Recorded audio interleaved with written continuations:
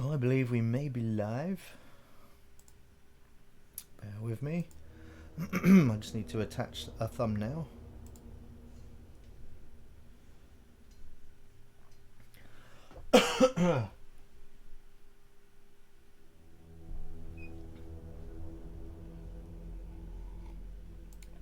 Just gonna. Hey Matt, how's it going? Bear with me, I just need to wait for YouTube to catch up with the OBS, so I think it's there. I can now attach the thumbnail. You'd think I'd figured this out by now. Morning Dan, morning Josh.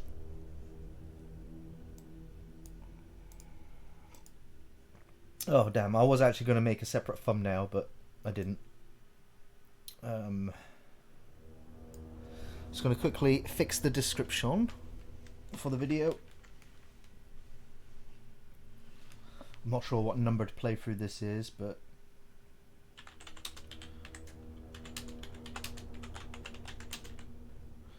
no healing items.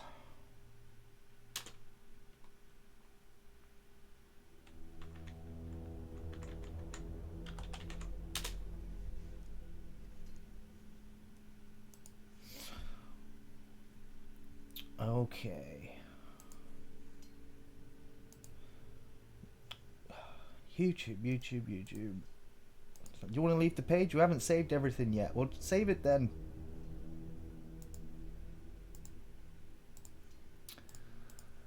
Oh, YouTube. Swag. I can't quite read that from here. Swag Chef. First time playing? Nope. Has my opinion changed at all on Resident Evil 3? Nope. Yeah, this might be my 6th run through. Although, when I start playing, you might think it's my first.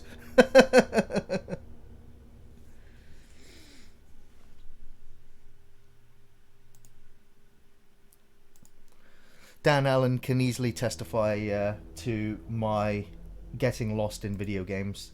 Even though if I've been there 100 times. Wait, where am I? What game am I playing?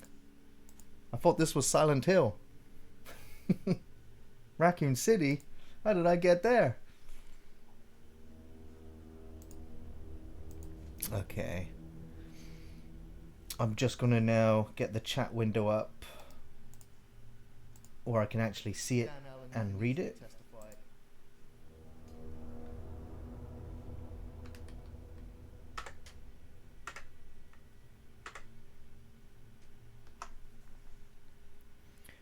And I can move that over here.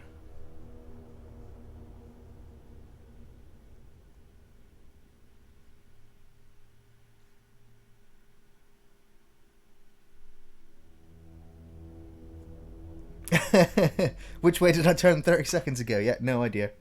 Right, I think everything is set. I don't need my keyboard anymore. Maybe I do. Nope, I think everything's working.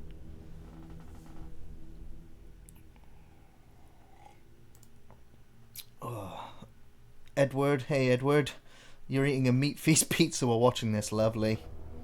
Josh, how many of the Resident Evil films have you and Ian seen? Well, I know me and Ian have reviewed all of the Paul W.S. Anderson movies, which I'm not going to talk about too much.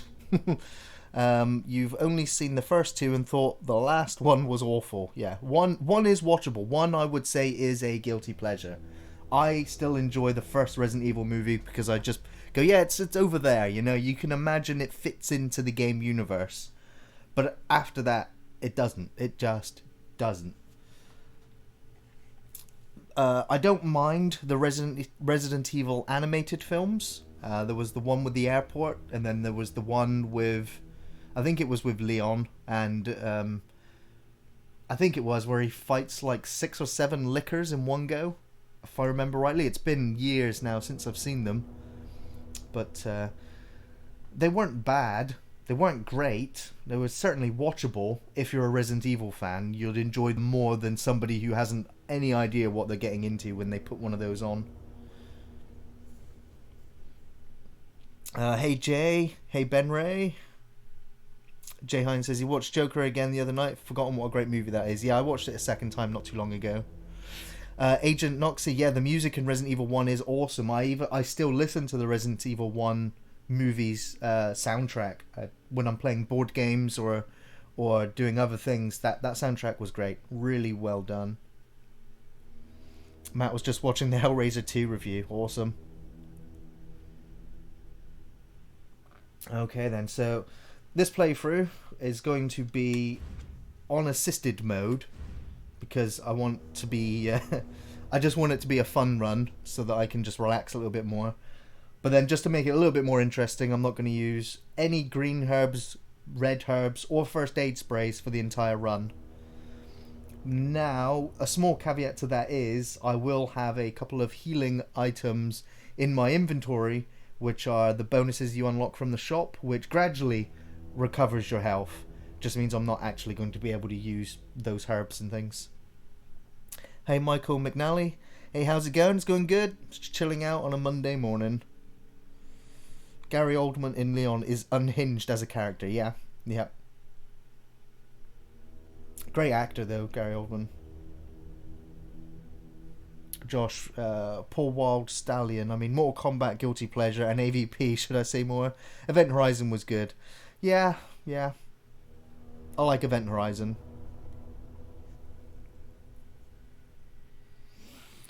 Okay. I'm not sure how familiar some of you are with the game. I don't know if you want me to let the cutscenes play out or not. Oh, excuse me. As I'm still just waking up, I'm gonna drink my coffee.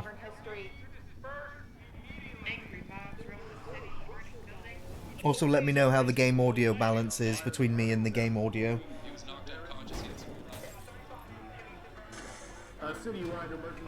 No one said anything yet, so I imagine it's okay.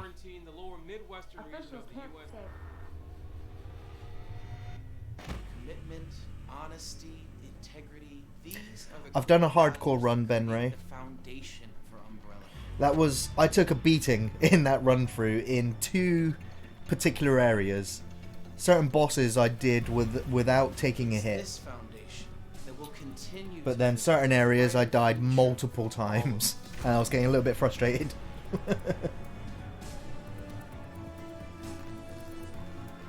I did a run through last night on assisted mode, which was the not opening item boxes. So even though I unlocked the unlimited ammo for the assault rifle, I couldn't use it because it was in the item box. So I was like, okay, I'll save the fun run, so to speak, for today.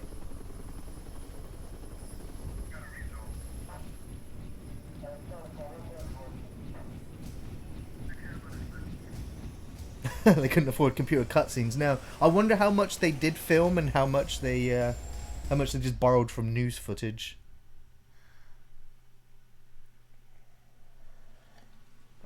Yeah, if any of you are in the chat right now, welcome to the chat. If you're not chatting, that's fine. We do also have a Discord page.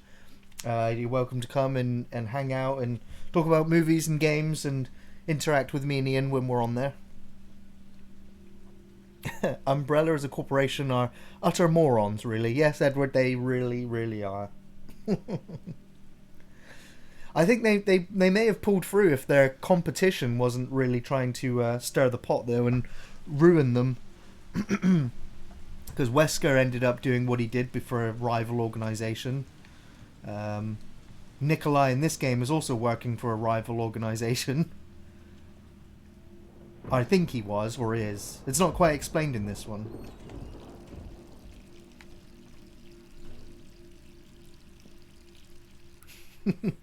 Ash has finally got some beans from Asda. Never been so happy to see beans. Ash, I feel your pain, because when I went to the shops to get a tin of beans, all that they had left was beans with the sausages in, like the mini sausages. No one wants that. Unless you do. I don't want that.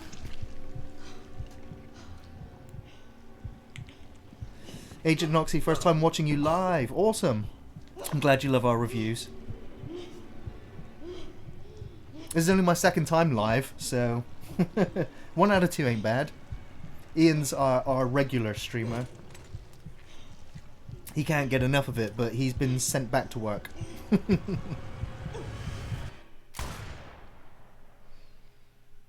Beans on Toast is a classic. It truly is.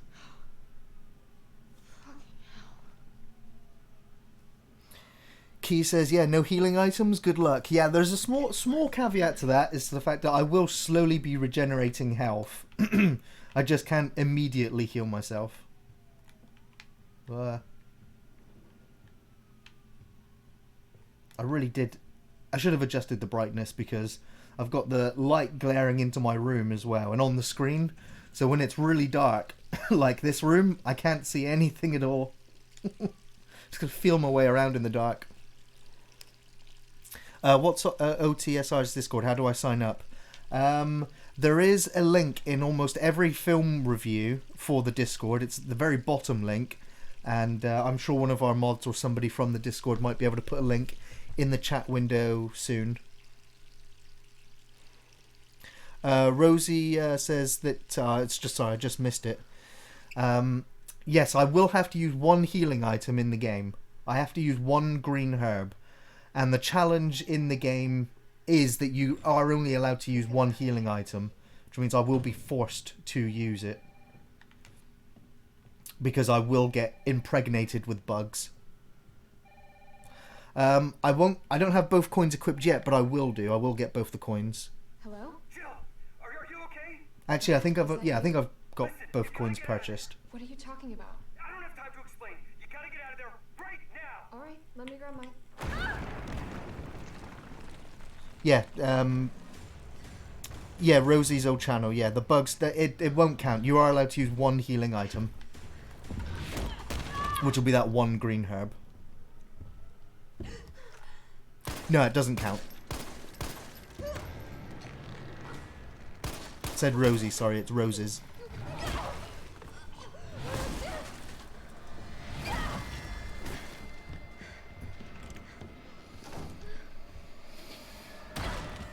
What the hell is that thing? Alright. It's quite a long intro for a Resident Evil game. I consider all of this right up until after you meet Carlos, just the intro.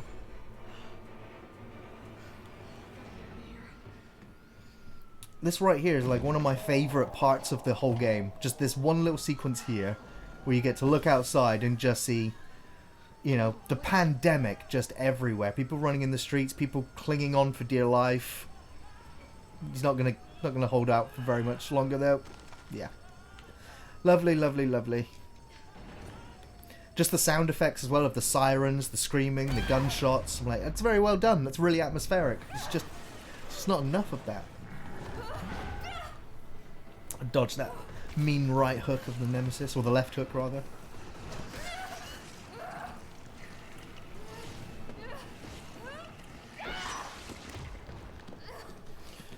God, Joe, we got this.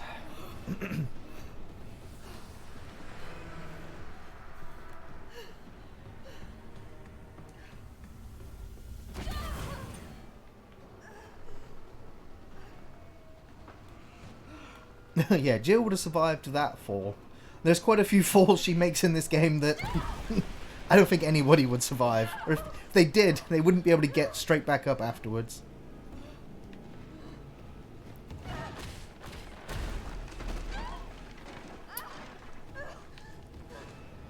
So I found out apparently Resident Evil 3 Remake, this game right now, was not made by the same people that remade Resident Evil 2. It was made by another team at Capcom, because the Resident Evil 2 remake team, I believe, are working on Resident Evil 8. So it looks like they've now got two Resident Evil teams at Capcom so that they can stagger Resident Evil releases. I don't know whether that's a good thing or a bad thing. You know, a lot of us want a Dino Crisis remake or a Dino Crisis sequel.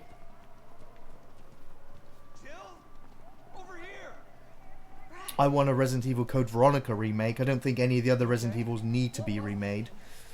I'm also just still kind of sad that like this now is for the however long it's going to be the last Resident Evil game in what's probably going to be the next 20 years that's set in Raccoon City, which is, it makes me sad.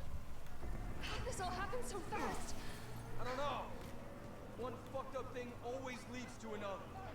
It's like Don't know if Resident Evil 8 is going to be first person again, although on PC there are mods to make this game first person. Which down the line I will be looking at doing some mods. I'll probably do a couple of modded playthroughs as well, just for funs. Yeah, I hope they make Code Veronica easier. Yeah, that really was a tough game. So many.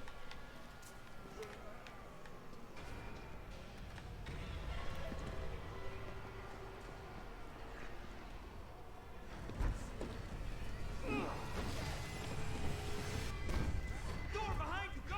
Watch your arms, Brad.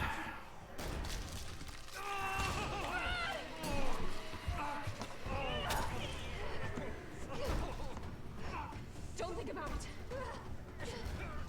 We're gonna make a run for it. Rose, you were disappointed with Resident Evil 7? I really enjoyed Resident Evil 7. I was a little bit disappointed in the fact that, yeah, doesn't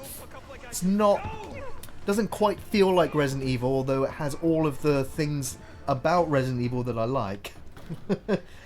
It was one of those games that once I'd finished it, I didn't feel compelled to do a second, third, fourth, fifth, sixth, seventh run through it. Once I'd done Resident Evil 7, I was like, that was cool, but I'm not going to play it again. I'll make Ian play it for a live stream instead.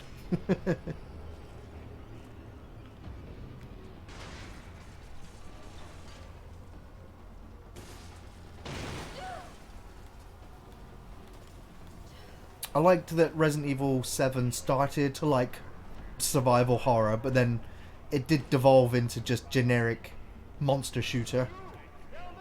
But it had interesting characters, good boss fights, memorable set pieces. Parking garage. Got it. I'd say I'm a lot more disappointed with the Resident Evil 3 remake than 7. I haven't tried Nightmare Mode yet, Darren. Hey, come on. You just finished Nightmare Mode this morning and unlocked Inferno Mode yet. Not looking forward to trying Inferno Mode at all. Parking garage isn't far. I can The take only safe place is in here. Yeah, Resident Evil 7 and Resident Evil 3 Remake both did suffer some graphical, setbacks or letdowns in some areas. Majorly apparent in this game, where they half-assed certain game assets.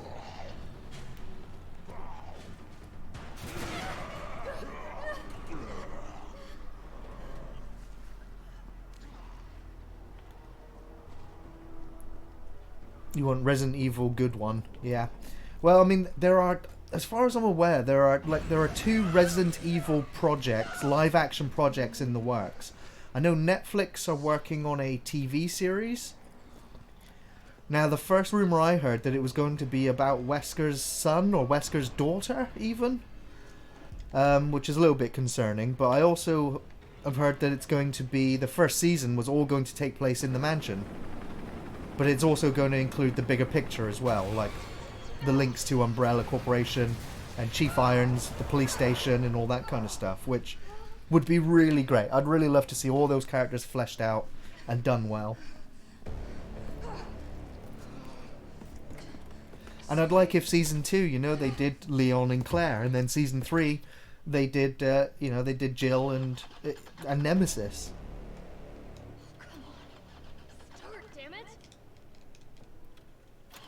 Oh hell, if they wanted to, they could even split season 2 and do both. First half in the police station, the second half with Jill and Nemesis.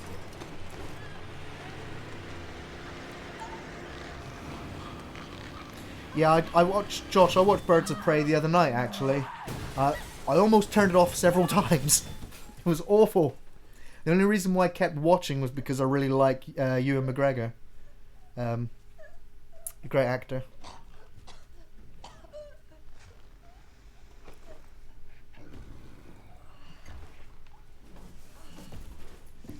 So anyone else think that you'd managed to walk out of that? I mean, there isn't even an airbag in the car. Like, her face should have been crushed. Close proximity to explosions. Like, I know Joe's been through shit before, but...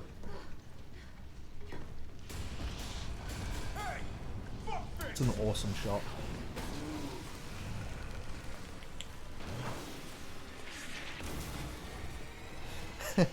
Leon, help! Yeah, Resident Evil 4, you heard that a lot. Hey, easy, lady. I got you. Who's the greatest zombie ever? It's a tie for me between Flyboy in Dawn of the Dead and Bub from Day of the Dead.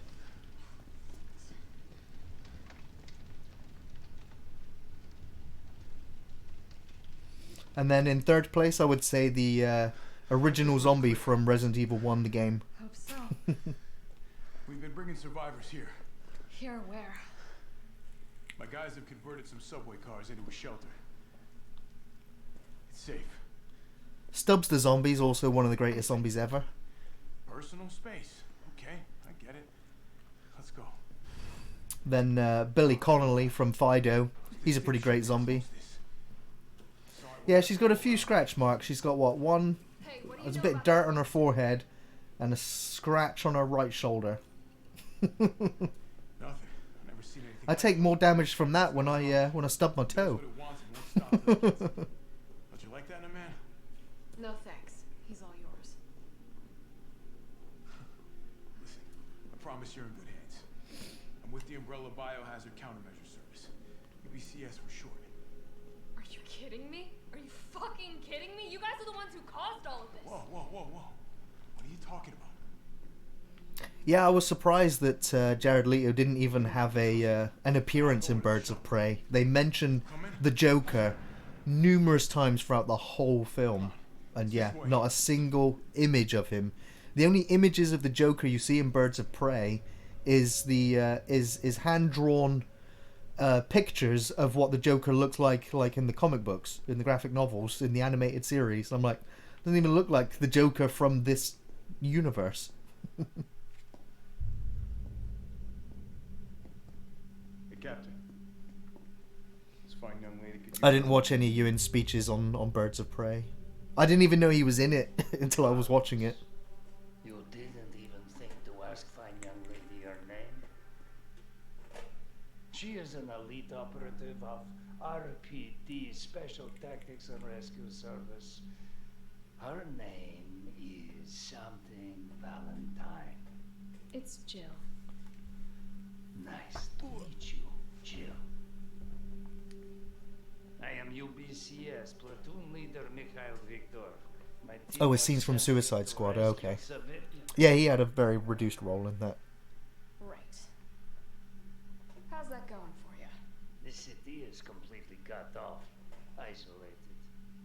Most of the 100,000 civilians will wind up dead. Correction, undead.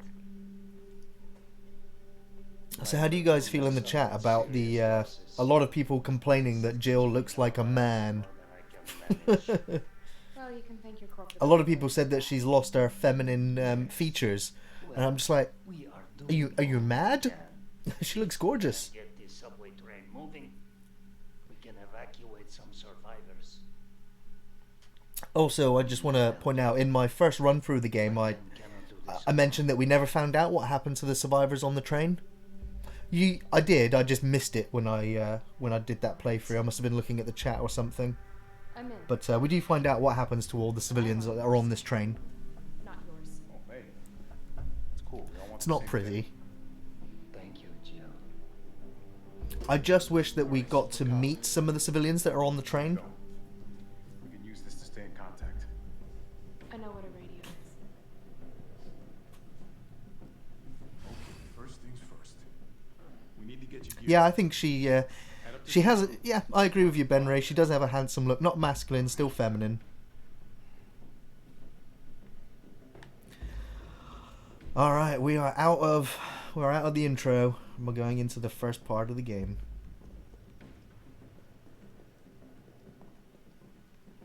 It always annoys me that Carlos is going to hit me up on the radio in a second. He's like, "You at the top side yet?" I'm like, "No, because Jill moves so fucking slow." It's me again. You topside yet? Working on it. So what's the plan? The old tanks got me clearing the tracks. You mind getting the subway infrastructure back online?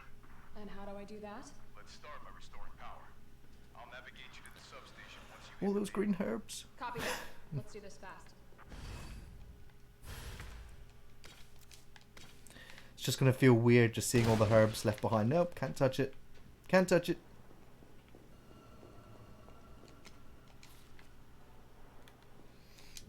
But I do get to play with all of these goodies instead.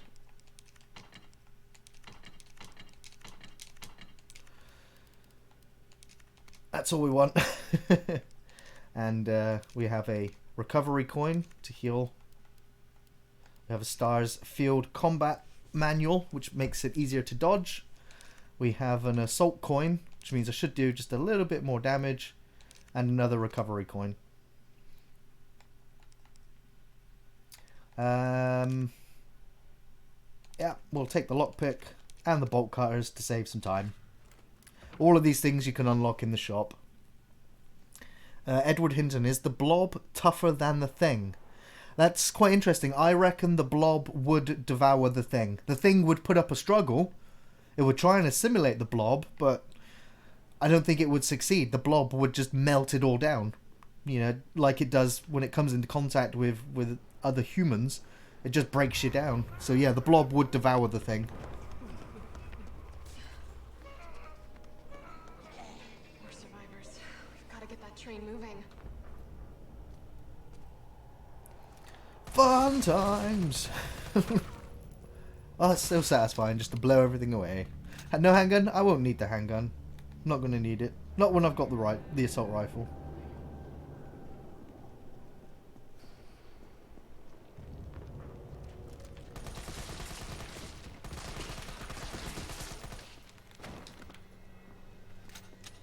What about the stuff? Yeah. The stuff might actually burn away the blob. Pretty volatile stuff. The stuff. The blob can't disguise itself. No, it doesn't really need to though, does it? It's like you see the blob and it just reaches out with one of its tentacle things and, well, that's it. Like getting the blob off of you once it's made contact with you, you're talking chopping off limbs to get it off. You had a soft spot for the thing.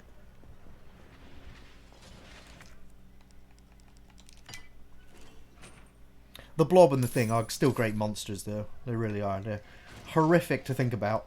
The way that it works.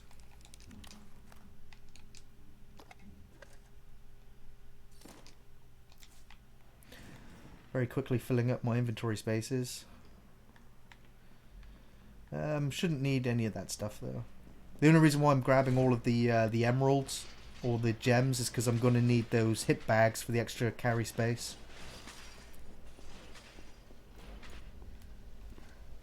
Carlos, I've reached the main avenue. Which way do I go? See a big transmission tower? The blob looks like it would be nice on toast. Yeah. Circle around every alley to your right to get there. I mean, in the original film, it was just a great big ball of jam in some shots, wasn't it? Jello. Put out a few flames. Fuck you.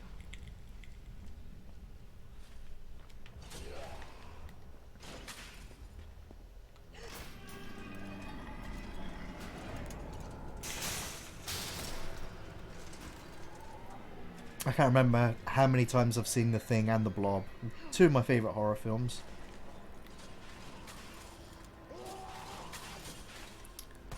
I was gonna say, do I need the barrel?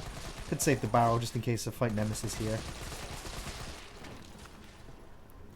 My plan is to fight Nemesis best I can as well. I shouldn't need to run away too much from him. Although, it's easy to say that when Nemesis isn't on screen.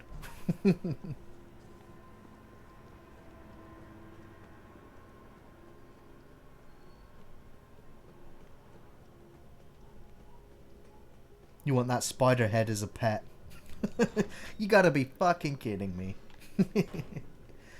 So in the safe is an attachment for the handgun, which I'm not using, so I don't really need to unlock the safe.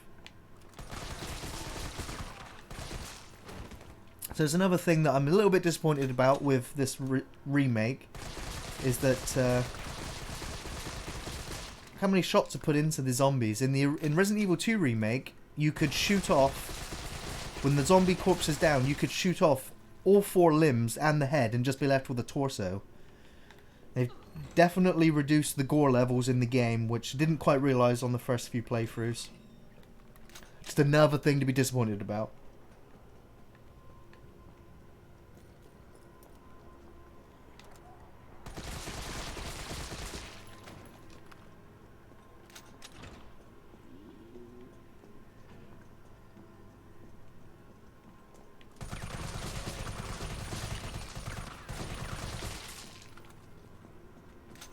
Just gung-hoing. Should I get the shotgun? Should I get the shotgun just for the satisfaction of having it as well?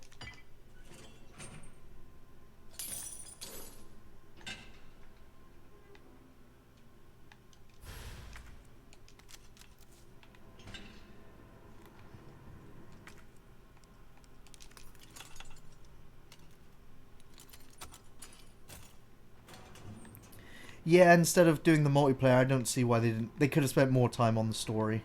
They really could have done. Although I do quite enjoy the Resident Evil Resistance, I think it's called, multiplayer. I've only put about 2 to 3 hours into it. I've not spent too much time. But the game mode that Resident Evil Resistance offers is a game mode that I've always quite enjoyed in my games. Especially multiplayer games like Friday the 13th. I like the kind of 4v1 or a team versus one player mentality. I would have gotten... was it Evolve was the game that, in my opinion, kind of kick-started that whole thing. But because of all of the pre-orders and everything else that they had going with it, that it was like £100... you know, buy-in for the game. So it was just like, yeah, I'm not that interested. And then what, 2-3 weeks later it was free to play or something. But no, they dropped the ball with that one. But I do like that type of gameplay. And the Resident Evil multiplayer gameplay is frenetic, it's crazy. Some matches have lasted 30 seconds and some have gone, 15 minutes, right to the end. Johnny says, will you and Ian and others be playing Friday the 13th? I still sporadically play Friday the 13th. I played it for about 6 hours the other week, across 2 nights. So yeah, it's still definitely love Friday the 13th. I also played the Predator, was it Hunting Grounds? The free kind of demo that they released. Had fun with that. Wasn't the best thing, but it was still fun to play. I'll be curious to as to how much it'll cost on full retail when it comes out later this month. Yeah, the Resident Evil 1, I agree with that completely, Ben Ray. Resident Evil 1 Remake can easily replace the original, as a gameplay experience. But Resident Evil 2 Remake and Resident Evil 3 Remake are just kind of like, they're just the greatest fan service. So I enjoy it on that level. What the fuck? He was infected. He might have been infected. Yeah, I might stream some more Friday the 13th gameplay. So many of you dead. And what are It is more fun when you have teammates on your team that you can communicate with. Because I had plenty of games when I was playing it where I got the fuel in the car, I went and got the battery for the car, and then I went looking for the keys, and then I watch somebody get in the car and drive off and leave everyone behind. I was like, you motherfucker, like, I did everything to get that car going, bar finding the keys, and you just took off and left me. I'm like, it's one of those things, it happens in those games, you just gotta have to laugh. And just be like, right, yeah, I got left behind. Even though I did all the work. I guess it's kind of like a horror movie in that sense.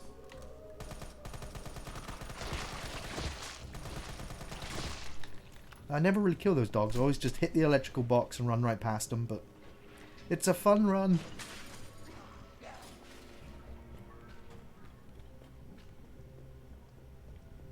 You were a sole survivor on Predator Hunting Grounds. You blew up and killed your teammates. Yeah, I've been killed by the Predator self-destructing. I was like, what's that sound? Oh, wait a minute. I know what that is. Get away! And no, didn't get away.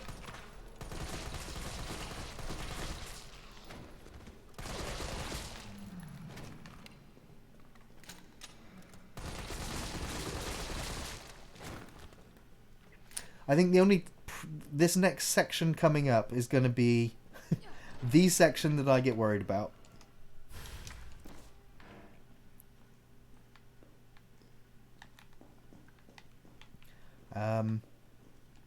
Let's save it. I should maybe save it after I did this part, not before. Or maybe I'll save it straight afterwards as well. Oh, smells like. Oh, I don't even want to think about it. First time you played Resident Evil 1, the dog scared the shit out of you and they jumped through the window. Yeah. Horrifying moment. Hey, boss.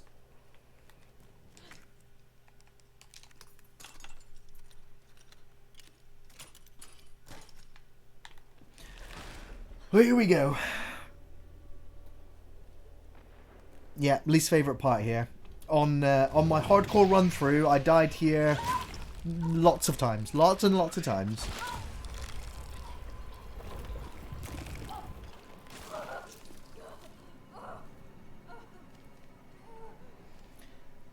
Yeah, Resident Evil 1 when the dogs jump through the windows, or then when the crows jump through the windows, or fly through the windows.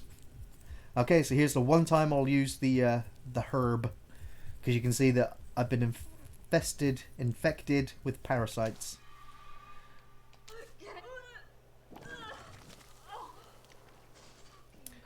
Okay, no more healing for the rest of the game.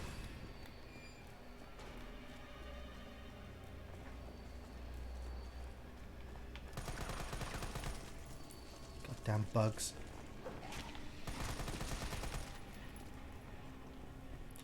Really nervous. I can feel my palms getting sweaty.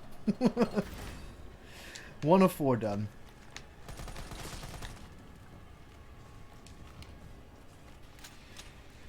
Oh, that Jill's own shadow made me jump then.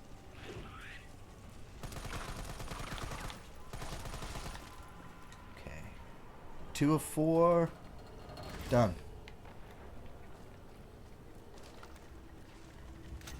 Ugh.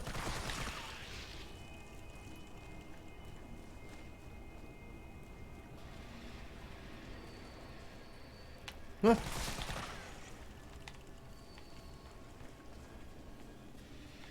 The worst ones to look out for are going to be the ones on the ceiling that can just easily impregnate me with those bugs. Because if they do, I'm screwed. There's nothing I can do. I would just have to die.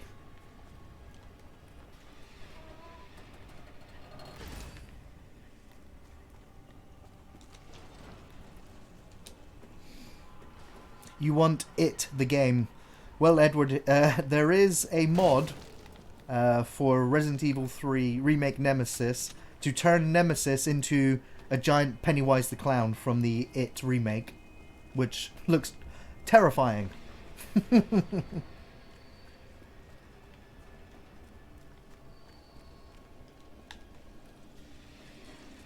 Fuck.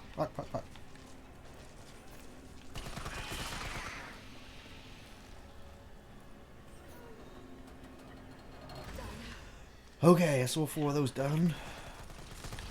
Now we're gonna get back.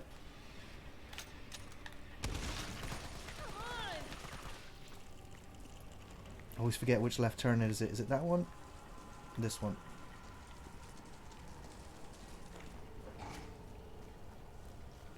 Almost home free. Nope, gonna run past this bug. And we're... Oh, fuck! You mother... Wow, it wasn't too bad, was it? All that leaves is the main power switch.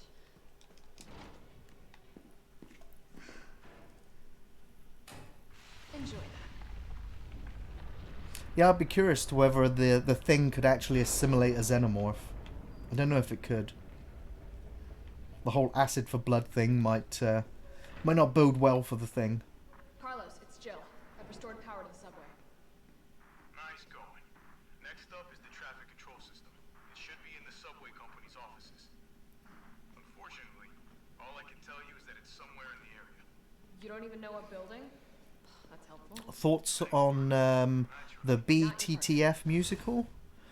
Though now it's postponed, I still feel like the first film, despite bizarre production stories. Sequels are light, younger, but they are repetitive. I don't know what the BTTF musical is.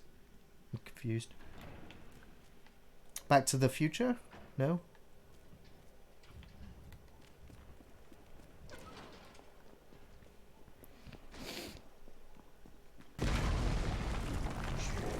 Are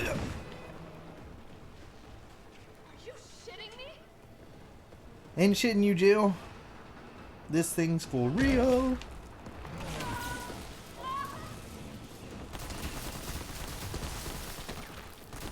Take a knee, Nemesis. Whoa.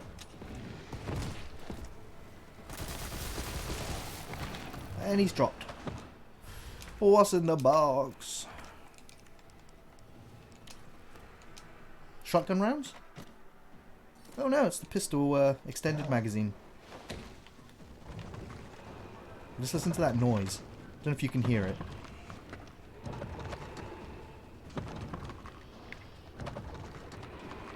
See that pipe working overtime. That tube is just feeding Nemesis his nutrients. It's getting his vitamin C.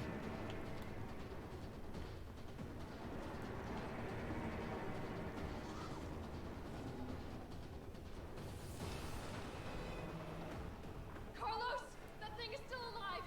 It's after me. What? Run! Come back to the station! Not until I get traffic control online. Take some shotgun rounds. We do have the shotgun in the bag, so you never know, I might use it for fun.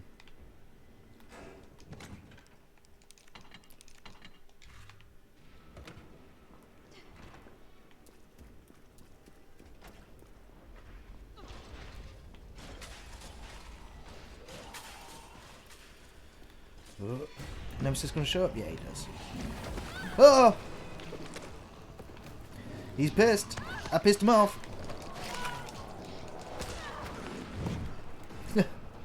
Lucky me. Oh no! Oh, that's not good. That's not good. He's hit me again. I need to hide. Run away and hide. Okay. Not hiding very well.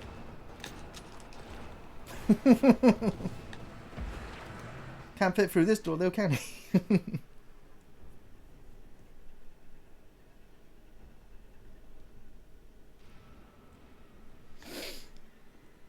Okay.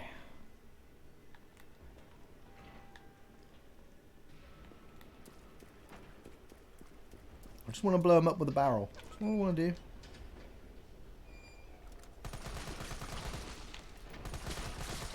Clear some of these zombies out though.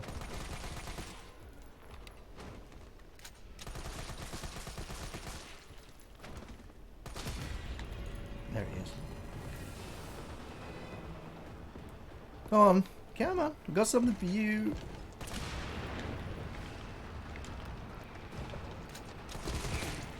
I think that's only going to stun him though. Oh no. He's down for the count temporarily.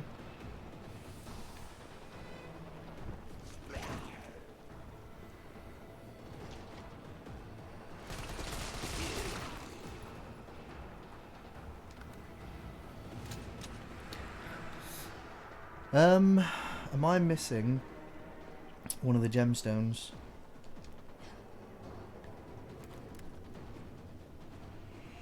Yes, I am, and I know where it is. I need to head back to turn the train service back on. That's fine, I can go back there. Take a grenade, which is an easy way to put down Nemesis. A single grenade puts him down.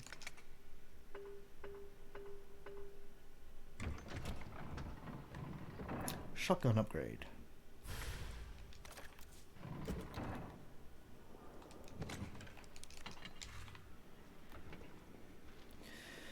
Okay, let's go. Let's go get that train working.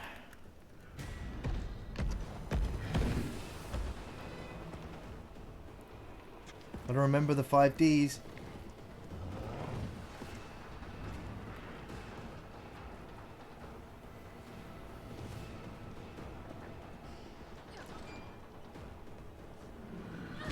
Oh!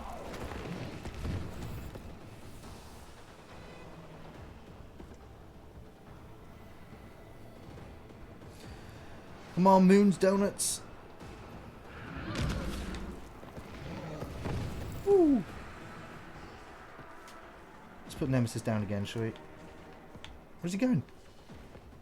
You look confused then.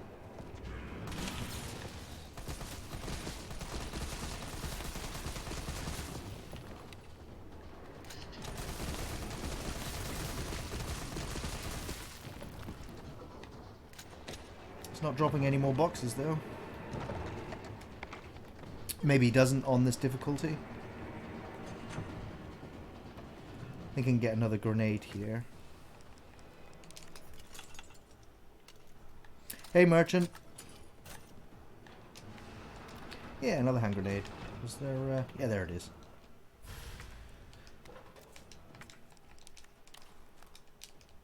It should be the other gem. Yeah.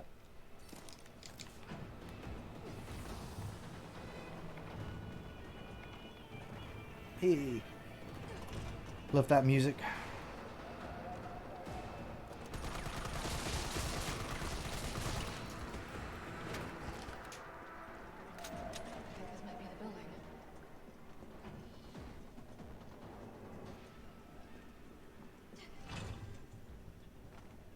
Carlos, I'm in the control room. Now what? Oh, this wasn't me. Okay, give me a sec. So, All right, where are we it's headed? a 2, The train is stopped at a Red 3, We need to reach 2, Park Station. it's FA, Can you program that in? RA, Super cop. Consider it done. and SA, I think? Yeah. Valid route confirmed. Carlos, it's me. I finished inputting the subway route. Jill, you are amazing. Tough as nails, too.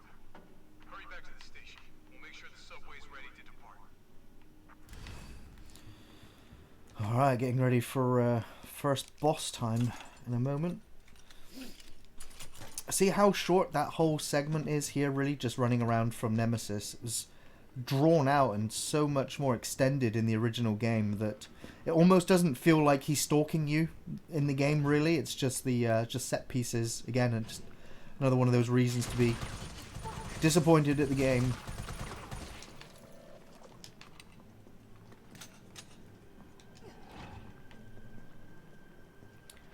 We'll head back through Moons.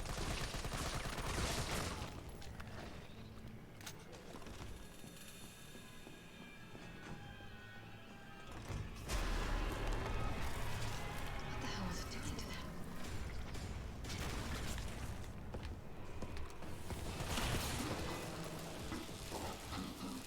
Oh no! He usually stuns him as well. Oh, you wasted my time. Oh. No! Get up! Get up!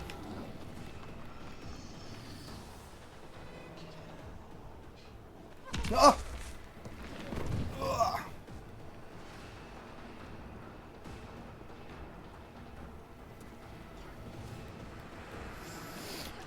Whew.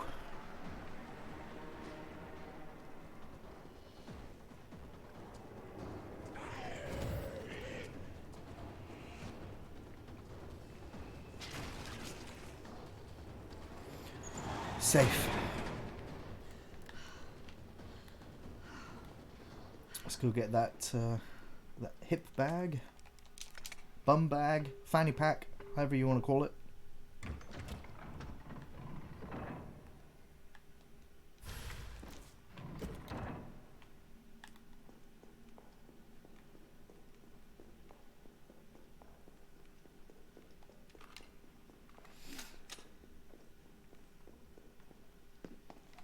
Nice job, Super Cop. I'm impressed. We back in business? Yeah, mostly. But we need 30 to 40 minutes to finish maintenance. Nikolai, how are we doing? The town's crawling Oh, yeah. with freaks. No chance of fighting our way out of the city. Why is she here? She's helping get the trains running again. Bad time to start getting dead weight for her. She's unreliable. Can't pull the trigger when it counts. Hey, take it easy. she'll get you killed. Sorry about that. Everyone's a Ian, little why don't you worked give us the synopsis of Resident Evil 3? up. Oh, come on. Not again. Well, the story follows Jill Valentine as she's trying to escape Raccoon City. It's me he's after. I can't do an Ian synopsis. I never know what he's going to come out with. Wait, Joe! No! He's unpredictable, that boy. Come on, you creepy ass stalker. You want stars? I'll give you stars. Gonna be seeing stars in a minute.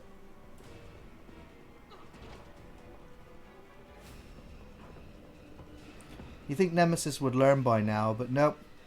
Just love standing next to explosive red barrels.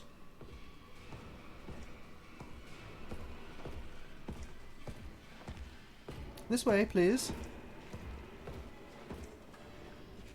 You're supposed to hang out by the red barrels. Where are you? Is he behind me? Yeah. Ah! Press dodge. You didn't dodge. Just stay there, please. Did he drop a crate? He dropped a crate. Thank you. Now's my chance.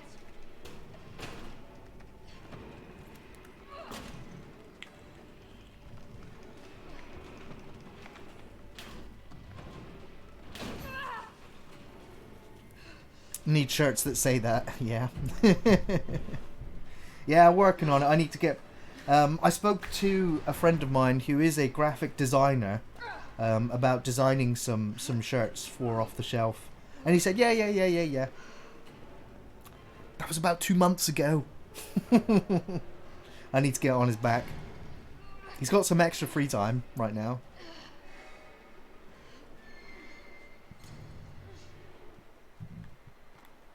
Carlos, do you copy? Is there anything in here I need? I don't think so, but I'll check. Shit. Oh, I need to find another way out.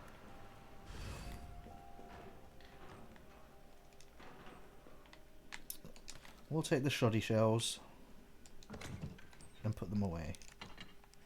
Don't need the bolt cutters anymore.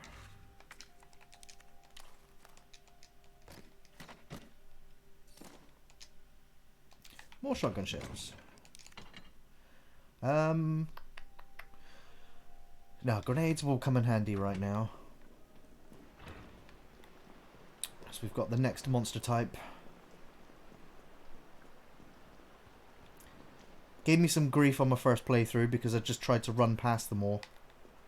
It's assault rifle ammo. Don't really need that. Jill came fully prepared for this outbreak. She might not have dressed for the occasion, but she's fully prepared for it.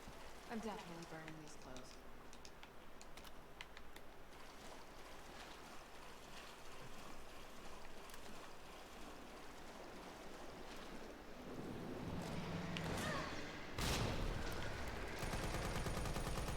What the fuck was that? On hardcore mode, a single grenade's not enough to put them down. Unless maybe you get it right in their open faces, it does, but... No, they take a few more shots afterwards as well.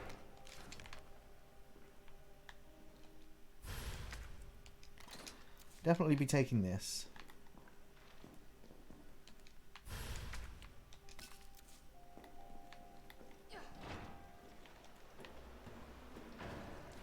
Yeah, Dan, it is Adrian. Yeah, I'm not going to try not to get swallowed this time. But then again, I'm not going to try and sneak past any of them this time. This time I'm going to feed them something else. Grenades. And bullets.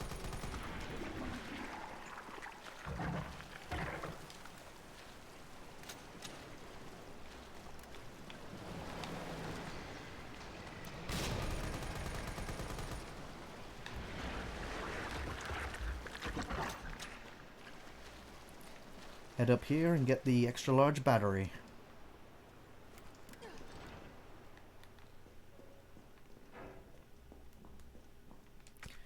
Anything special in here? Yeah, you need some new off-the-shelf reviews gear. Yeah. We got the idea for a fist bump t-shirt. Ian really wants a fist bump t-shirt. I'm like, yeah, I'm sure we can work on it.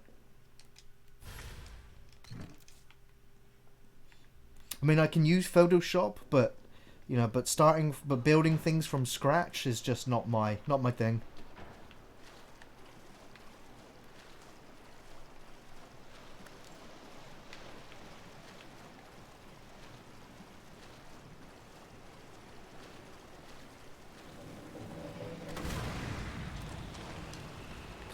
And it burns, burns, burns.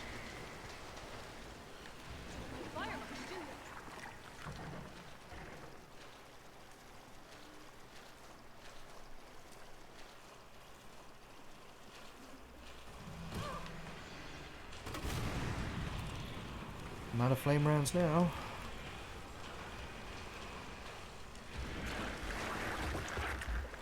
Yep.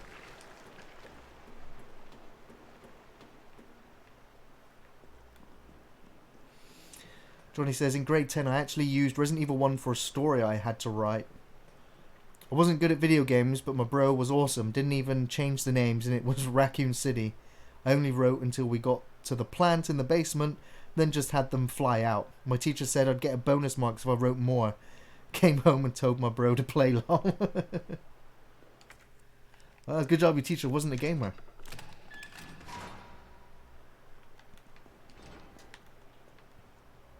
Starship Troopers rocks. Yeah, it does. I remember sneaking into the cinema to see that one. I was too young when it came out. It was, I think it was actually 18 rated over here when it came out. And then when it came out on DVD, it was only a 15. And I was just like, what? Why?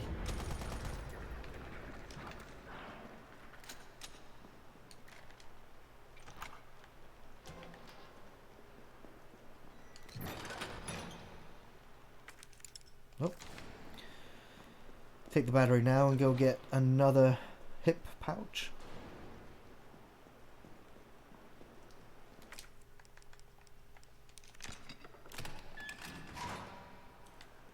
Have I got the original game? I used to own all of the Resident Evils. Used to own them all. But I sold when I'd sold my PlayStation many years ago. I think I sold all the games with it. I wish I hadn't, but I did.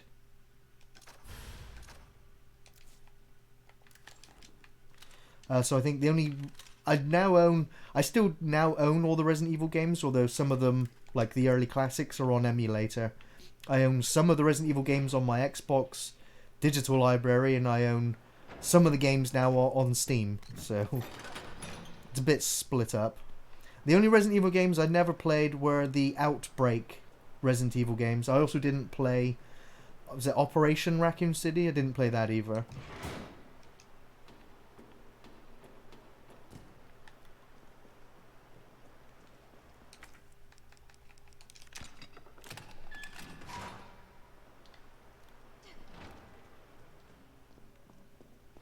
Mr. Gaz, from one Gary to another, kick Nemesis' ass. I'll kick him twice in the ass. Both cheeks. Can you hear me now? Jill. Oh, thank God. Everything okay? Yeah, I'm alive. I lost him. Great. The subway's ready to go. We'll leave as soon as you make it back. Wow. Do you think he's just waiting? Do you think Nemesis is just leaning up against the car, just like, Jill will be coming up this ladder now.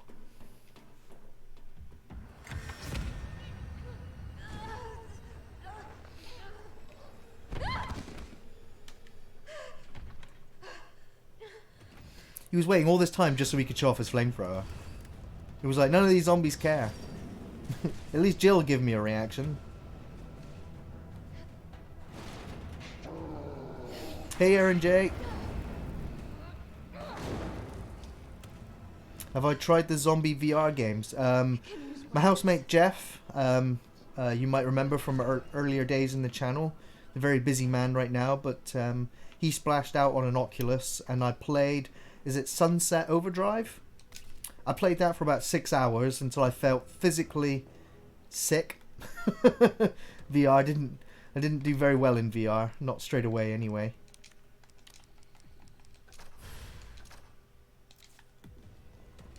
But yeah, it was fun to shoot zombies. in VR. Was very fun. I'd say Sunset Overdrive was probably the best looking zombie VR game that was on the market.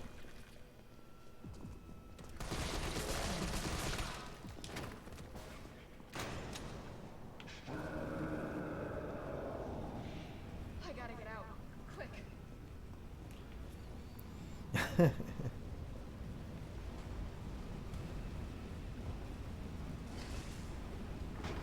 Would be funny if Alice turns up. Ugh.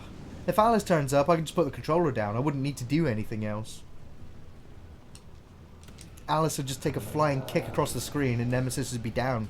Wouldn't even mutate anymore. It would just stop the mutation in the tracks. That's how OP Alice is.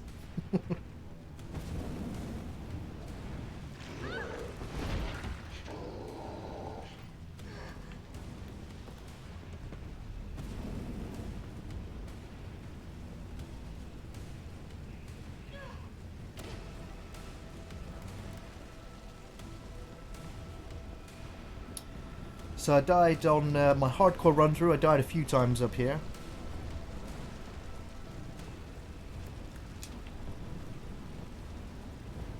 Arizona, yeah, not Sunset Overdrive, yeah, Arizona Sun, yeah, that game.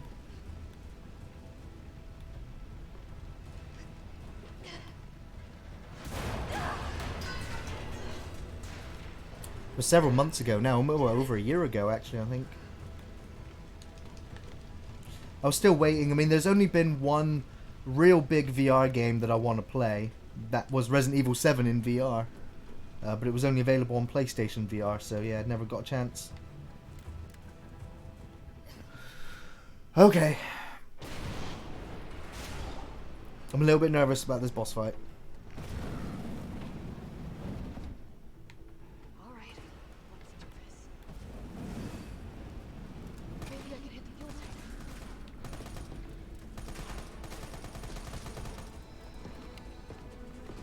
I should reload quicker, Jill. Wow. Went quite quickly. I do forget I am on assisted mode. Still kicking? Wow. And I was scared.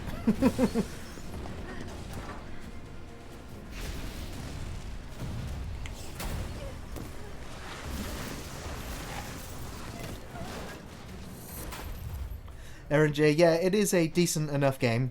It's if you're a hardcore Resident Evil fan, then it's a great game because you'll get your money's worth out of its replayability going for the challenges, which is what most Resident Evil fans would go for. But if you're a casual gamer, spending 60 quid or $60 on a game that you might only get maybe 6 hours out of, it's not good. It's not good value. But then again, like, I don't know, what is the amount of time you would want from a game that you're not going to play through a second time? Carlos, it's Jill. Do you In read which me? case, you know, you'd probably only just stay a generation behind, you know, whatever games are new to be released. So that you're not paying full price for everything. Turning yourself into bait. You could have been killed. Don't start. I did what I had to. I know. And thanks. The subway's ready to go. Hurry back.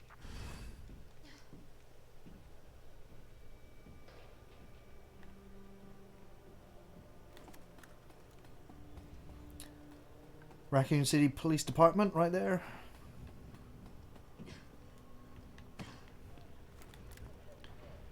But we ain't heading there, unlike the original game. That will be for Carlos.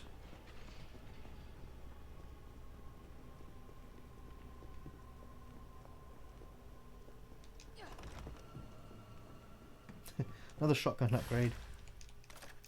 I'm sure we'll use it at one point. I'm sure of it. Taboo! Shit, Jill. Kendall, you're all right. Yeah, all right to stretch. Sorry, I got a little jumpy there. Didn't know quite what to expect. No shit. Look, we're using the subway to get people out of town. You in? Subway. Well, that's good thinking. When we get out, there's gonna be a lot to do. We could use a man of your skill set. What's wrong? Nothing. Just bad timing is all. Yeah. Look, don't worry about me. I'm gonna make other arrangements, okay? You better. You're the best gunsmith around. Oh no. Don't do anything stupid. Oh, that's your job, right? Take care, Jill. So my Resident Evil lore might be a little bit sketchy because of the remakes changing things a little bit. But I think in the original Resident Evil 3, Kendo actually gets rescued by Barry Burton, who then picks up Jill and Carlos as well. Whereas in this one, it's Carlos and Jill make their own escape, and there's no Barry to rescue them. Oh, Barry! Jill's got a soft spot for Barry.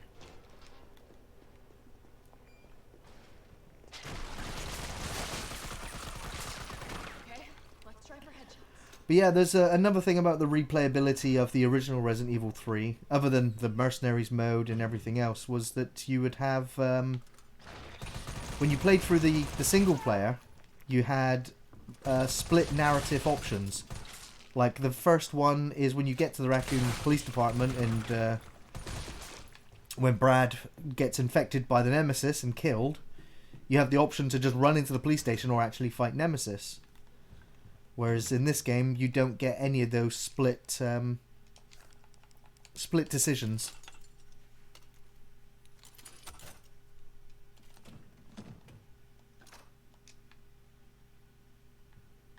Yeah, if it wasn't for Barry, Jill would be a sandwich. A Jill sandwich.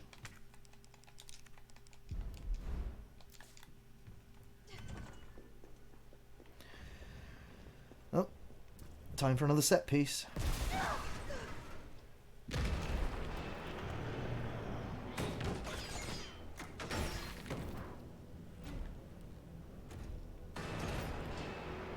Rocket launcher? Really?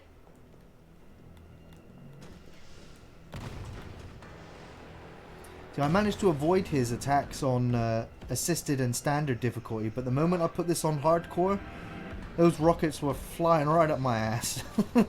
There was no escaping them.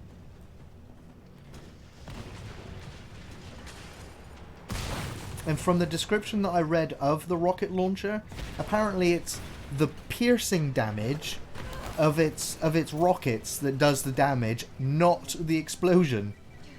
I'm like, that's not a rocket launcher. That's not how rocket launchers work, is it? Yeah, I'm watching out for that piercing damage. Me too. No, fuck. I mean, you'll see the actual rocket in that cutscene there. It's just like, yeah, it's got a pierced tip, but that's just its detonator, right? For when it makes contact. Yeah, no. Must have been designed by Umbrella, half-assed.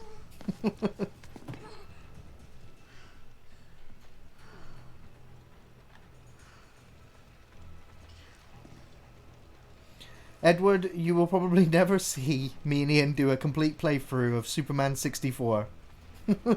Would be rage quit. I would rage quit on the title sequence when I see what we're playing, and I'm like, nope, nope, nope, nope, nope, nope. Nobody should have to play that game. I wouldn't inflict that as torture on people. I think I know how to slow that fucker down. Head back towards the station. And lead him right to you? It's okay. Trust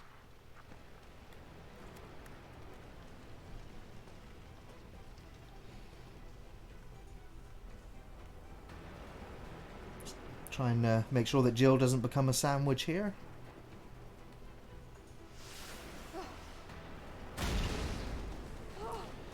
Didn't realize as well that I don't know if it was just me, but on the harder difficulty, that head comes rolling down here a lot faster.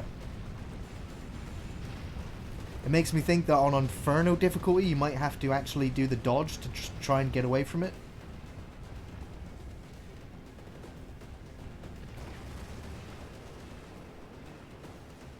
There's that trolley that's killed me several times.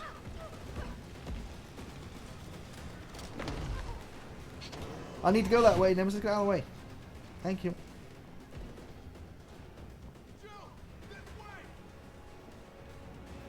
Love the music on this section. Favorite part of the game's music score was this part. And there's the whole petrol station segment of the game that lasted about 20 minutes, 10, well maybe 10, 15 minutes of actual game time. Reduced to here, just a cutscene. It's another example of cut sections from the original. Go! Go! Johnny says, are there any other games besides Superman that you were like, nope, screw this game, and just walked away and never played again? There must have been a fair few. There has been a fair few. But they don't stay in my memory, because it's just, I saved myself a horrible experience by just going, nope, done, not playing it.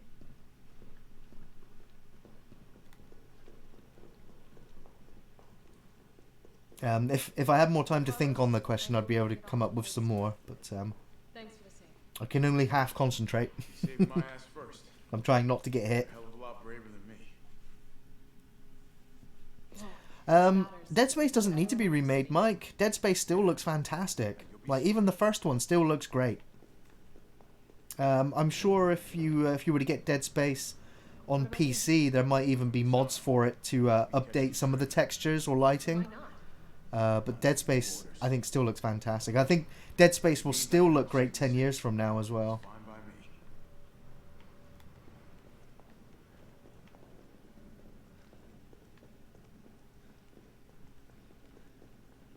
I actually had the urge to play Dead Space not too long ago, but I've only got it physically for the Xbox, which means if I wanted to play it again, I'd have to buy it off of the EA store, and I don't really feel like giving EA any money considering they closed down the studio for the game that I'd be purchasing. So where that money would go is straight into an executive's pocket, which I'm not quite happy with doing. It's alright, you're going ahead. I'm not gonna die on you, leave you in a cold, cruel. I might pick it up again if they put it on sale. You need to find this scientist. What was the first video game I ever played? It was on the, I think it was on the Commodore 64, and it was Speed Kings. It was a motorcycle racing game. That was the first video game I ever played. Good luck. Let's go. First video game I ever played on the Sega Mega Drive was Streets of Rage 2.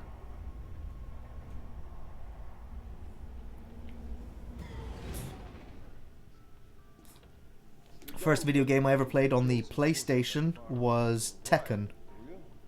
I haven't done good authority. First video game I ever played on the Xbox 360 was oh my god, I've forgotten the name of it. It was the Sega game, first person horror detective game. Zombies can ambush a platoon. Stormlord. Dirty old Stormlord. Yeah. I remembered Stormlord from the Spectrum days. It was funny, one of the last conversations I had with Ian in person was that the next Gaming Friday video was finally going to be a Dizzy game. Oh, so yeah, I'm missing the cutscene there again. That was where all the civilians died. Nemesis turned up on the train and killed all of them. But it happened so quickly, it was just like, what? Where did they all go? I didn't even know any of their names.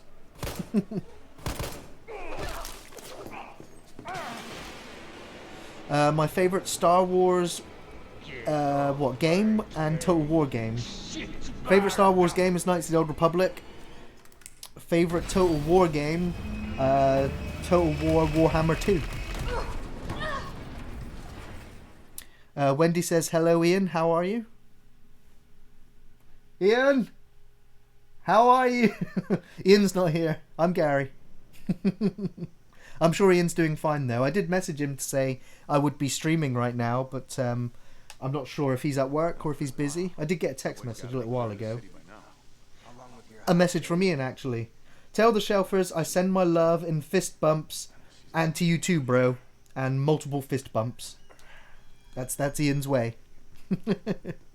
There's a remake coming of the Blade Runner game. Awesome.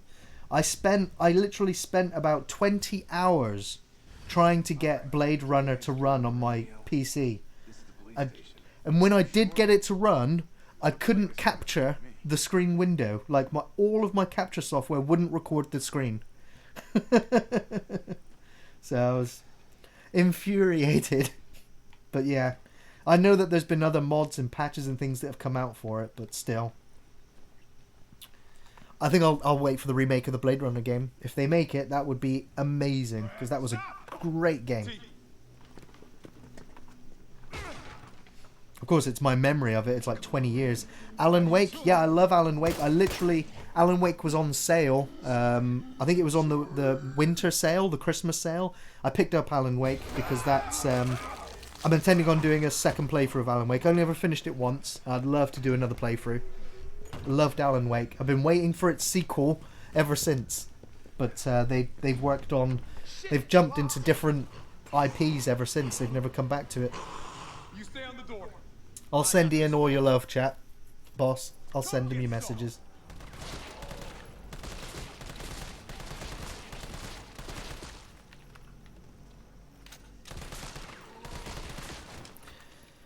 Sorry, chicken heart. You gotta die. Stars. That could be useful. I would have loved for them to have played the Resident Evil 2's music sting when you enter the police station, but no, it's not there. Worth it to him than barge in the STARS office. Let's find him and take him into custody. Don't need pistol, don't need knife, don't need the handgun. I guess I don't need that or that either. I wonder if the attachments that I get for the assault rifle can go on the infinite one. Curious to find out.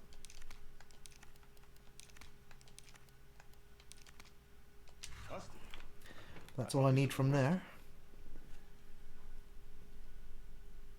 Carlos, take a look at this. I've located the STARS. Why did they kill off Ronin in the Avengers? He was a great villain. He was fine. So this search and rescue mission is really more like... Did Ian happen to send a synopsis of what he's doing by chance? I think he's policing Valentine still. I'll open the shutter so you can... He's chasing off any griefers. You stay here and find out what's been going on here at the station. I wasn't aware that a Back to the Future musical was being made. Hey, be careful. Yeah. 2 and 3 are repetitive now. I don't know. I like the first 2 Back to the Futures, and never liked the third one. It always annoyed me because when the second one finished, it was always like, to be continued. And I'm always just like, do I want to? Do I really want to? I just really didn't. I like westerns, but I just didn't like the western setting. Just didn't gel for me. It wasn't as interesting as jumping to the future. For us in the UK right now, it's 11:45, so pretty much midday. What the hell was that thing?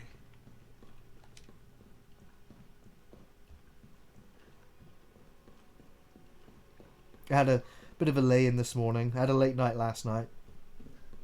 I was watching the Kane Hodder story from To Hell and Back, which was fantastic. A really great documentary on Kane Hodder, and I'm sure a lot of you know who Kane Hodder is. He was Jason Voorhees in Friday the 13th Part 7, 8, and 9. Kane Hodder as well, a bit of film trivia for you. He has claimed that he has killed more people on screen in film than any other actor that's ever lived. Which is an amazing statement to make. There's something real nasty in here. But I didn't realise how many other films that Kane Hodder had been in, how many other, killers he had played in films outside of playing Jason. But I also didn't realise his personal backstory as well. I didn't realise how he got fucked over with Freddy vs. Jason, because when they finished Friday the 13th Part 9, You know, it was actually Kane Hodder's hand that's coming out of the ground with Freddy's glove on. You know, because he was all set, you know, all set. Him and Robert Englund were all set to do Freddy vs. Jason back then. And then they cast the person to play Jason, who played Jason for a single stunt in one of the previous Friday films. And you can imagine how depressed Kane Hodder was through that experience. Like, I can imagine I'd be fucking devastated. Kane Hodder does usually have an out-of-makeup cameo in a lot of the films as well, when he's usually covered head to toe in makeup. You can't tell who he is. But I didn't realise as well that when... was he Maniac Cop as well? No, I don't think he was ever the Maniac Cop. He may have been for a couple of the stunts, but I don't think so.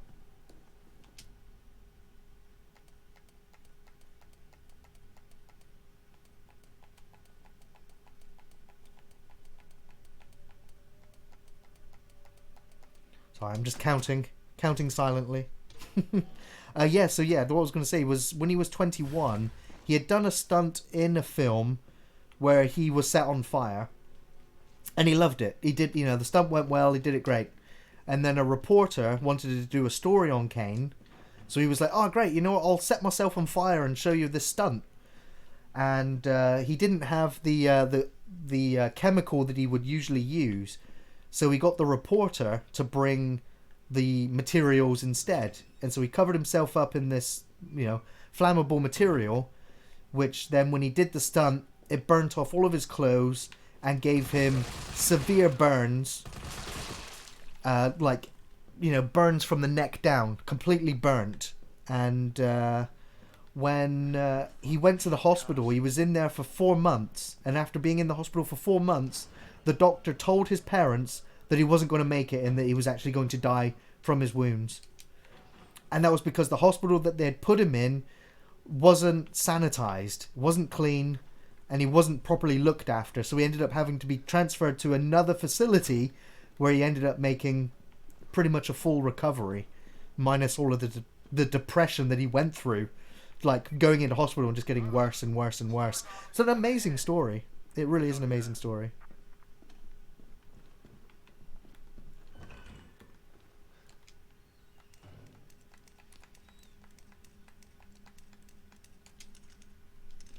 Gary, you shouldn't be playing Resident Evil 3 and just do a podcast. I could do a podcast. I don't want to do a podcast on my own. I need peoples. I need Ian. I mean, it's great talking to the chat, don't get me wrong, but yeah. I always find the show works best when there's people to talk to. The conversation. That's why I struggled to do a review on my own, because I prefer to have the discussion instead of just voicing my opinion and then just leaving it at that. It's just like, it just feels a little bit empty. Just unlock that for the assault rifle ammo. Useless. Can I kill these zombies now? I'm just gonna experiment. No, because one of these bodies ends up dropping over the balcony. Definitely not going to be that one. So, something that I didn't quite get used to in my previous playthroughs of the game is that Jill, when you dodge, she does that, you know, she does the dodge, does a little roll to get out of the way of the zombies. But Carlos will actually punch things. So now I'm going to go and punch the liquor. Like a badass. It kind of makes the liquor encounters a little less scary when you know that Carlos is so fucking badass they can just go and punch it. I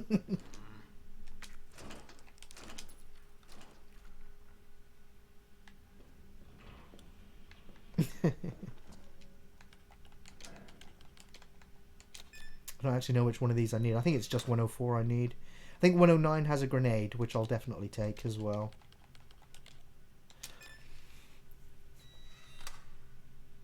No, I didn't realise there was a new RoboCop being released. Awesome, a Blu-ray. I loved watching RoboCop the Blu-ray. When the first time I watched it with the surround sound on, I heard so many sound effects and things that I'd never heard before when watching that film. That's one of the great things about the Blu-rays, is the audio fidelity is just great, and RoboCop soundtrack, the theme music is like one of the best soundtracks to film ever. Like, you can put the RoboCop music to anything and you're pumped up. You're ready to take on the world when you hear the RoboCop theme music.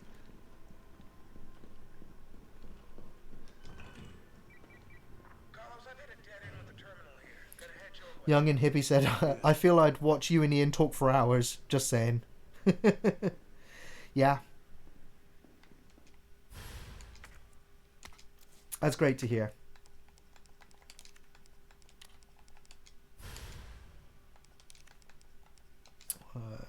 Don't need to. Yep, just use that.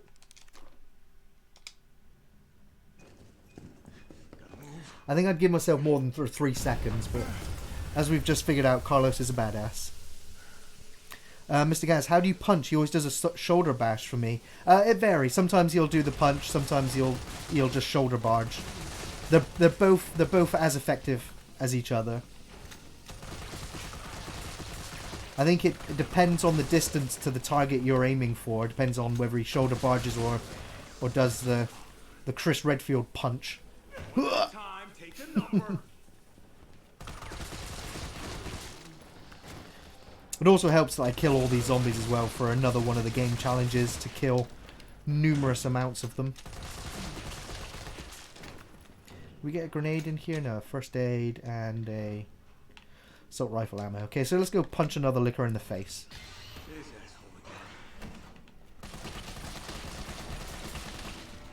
Where'd you go? He's up on the ceiling, isn't he? Get over here! I'll punch you. Also, if you time the punch well, you get, and then squeeze the trigger, you get that moment to line up a swift headshot as well.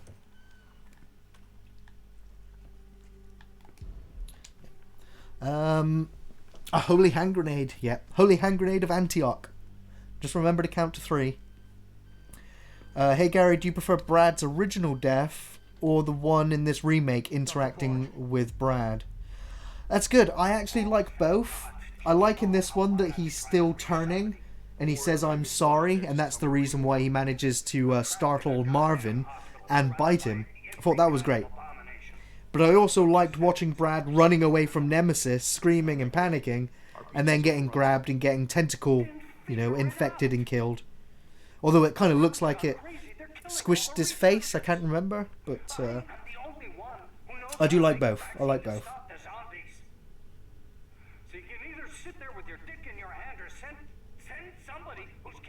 Yeah, Chaotic Knight. I also thought that explosion that I just did was a result of Nemesis chasing Jill through the police station, like the original game. But no, it was explosives. We can't turn him over to the company. That's not our call to make. Is the 12-hour stream still happening, or is it delayed? It's delayed, Matt, because me and Ian want to do it together.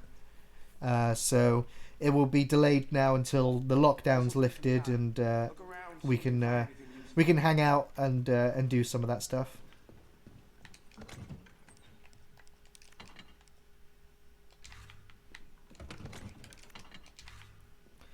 So let's just find out whether I can attach that. No, I can't attach anything to the infinite ammo version. That's interesting.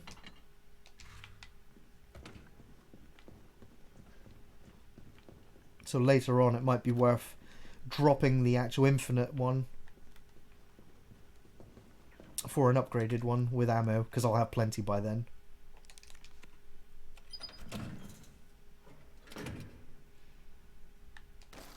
What do I think of Jill's shorts? Well, they changed it from a mini skirt to a, what's it called, a skirt? So it's basically so that you can't see Jill's panties, apparently, which I guess because you have freedom to move the camera, you could position the camera, for that panty shot, I guess.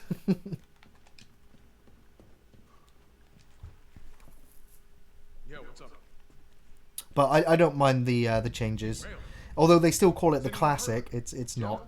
Oh, shit. Wait, what? Jill, what happened? Cheers, Darren. Yeah, it's nice to take a break from Resi 3 to watch somebody else play Resi 3. I feel the same way because I think later on today, when I finish Resident Evil 3 today, I'll probably watch somebody else play Resident Evil 3 as well, just to see if I can learn anything different, see if there's a better tactic to avoid certain enemies.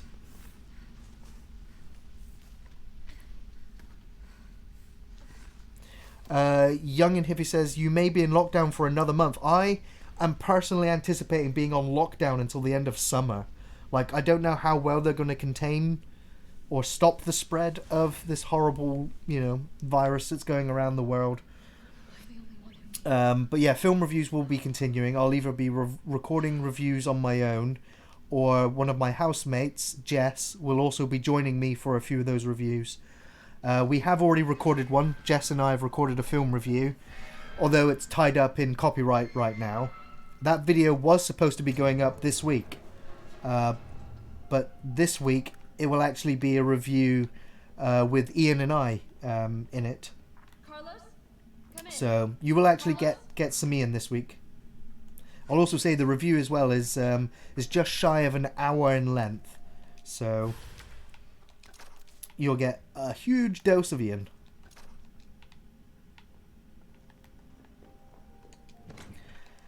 Alright, we're coming up to boss time again. Do I take the shotgun now? Why not? I'll actually make I'll actually make some shotgun rounds as well.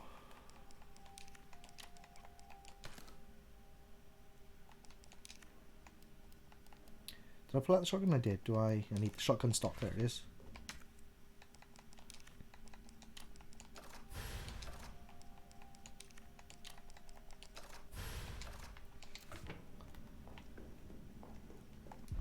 So before I step out, I'm just going to take a quick breather break and check in on the chat. They should just be putting big granny pants on under her skirt to make it a total turn off. Exactly. See, that's told the wife it wasn't that sad. I was like that with Doom Eternal when I wasn't playing it. I was watching other people play it. Yeah. Young and Hiffy, enjoy your single reviews as well. Thank you. Thank you. Boss, yeah, at least we don't have curfew in the UK yet. It's been suggested, like, it's in the air that it might happen because there's a lot of people breaking the rules with the lockdown over here.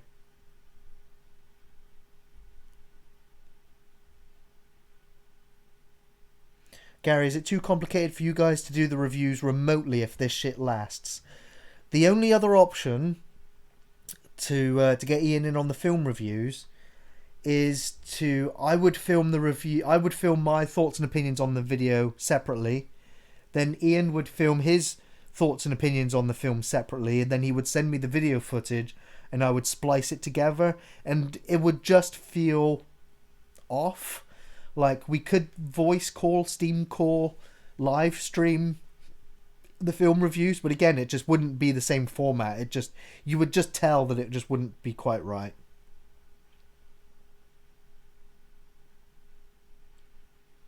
Mike Hay says, I know, Gary, this lockdown might be long. I live in Lincolnshire and it is so dead. Yeah.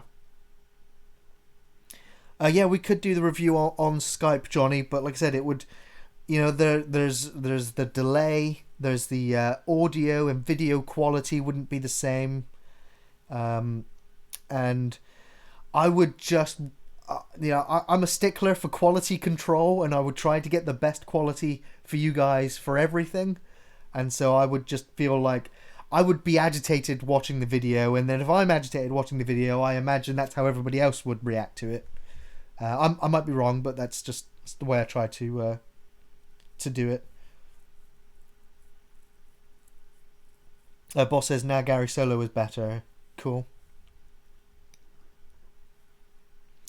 Young Hiffy says, I'm in Washington State. Gary, bless you for entertaining me countless nights. You're welcome. Thank you. I'm glad I'm entertaining you. Axel says, yeah, this virus sucks. I prefer the T-virus epidemic. The thing is, with the T-virus epidemic, you can usually tell who's got it. The problem with the real-world virus, coronavirus, is that you can't tell who's got it before their symptoms show, and by then, if you've been in their proximity, you've probably got it. So that's why I would also love a T-virus, because it should be a lot more manageable. Cheers, Matt. Yeah, the single reviews were great. I really did struggle with the Unnameable, but I felt a lot more confident with the Unnameable 2 review. Even though I'd filmed and edited that one before the first review had gone up, a lot of the criticisms that came through on the Unnameable review, I'd already heard myself tell myself when I watched the video through, and I was just like, it's missing all of those criticisms and cutaways and, discussions of those scenes, which I really tried to do more so in the second video. Okay, we gotta go kill a nemesis now, or put him down again anyway.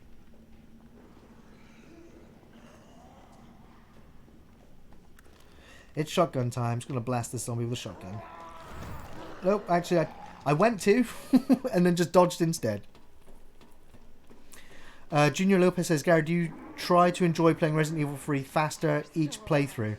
I've done a couple of playthroughs where I've tried to go as quickly as possible. I think the quickest time I've done the game now is 1 hour 47 minutes ish. I'll go to the results page afterwards. But yes, I do enjoy trying to do speed runs of Resident Evil.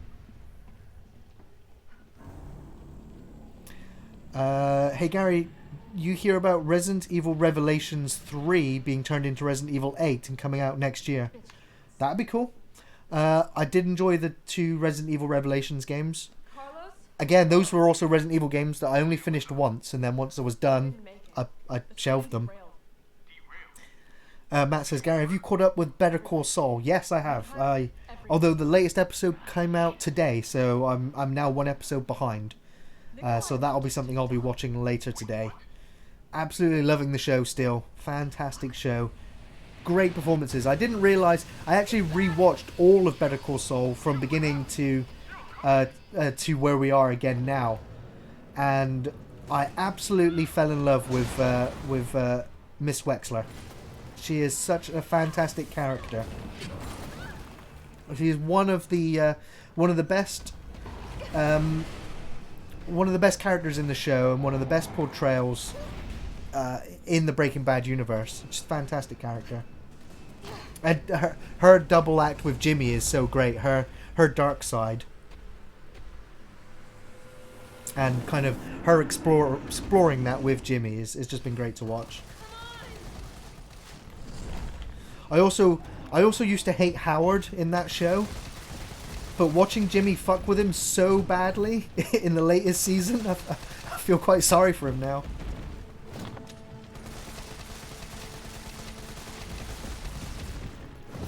Oh, you bastard.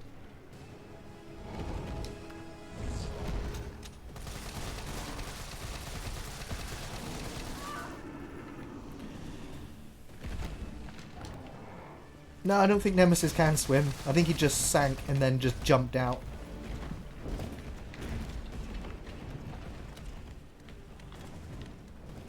Come on, Jill. Quick. There we go. I'm gonna kill you. Let's shoot his weak spot.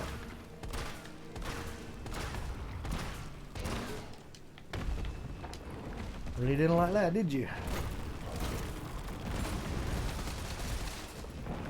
Ah! Mistimed that.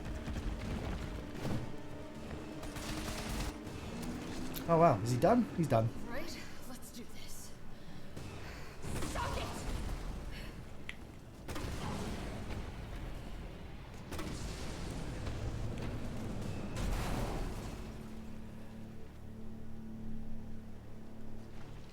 Carlos, you still there?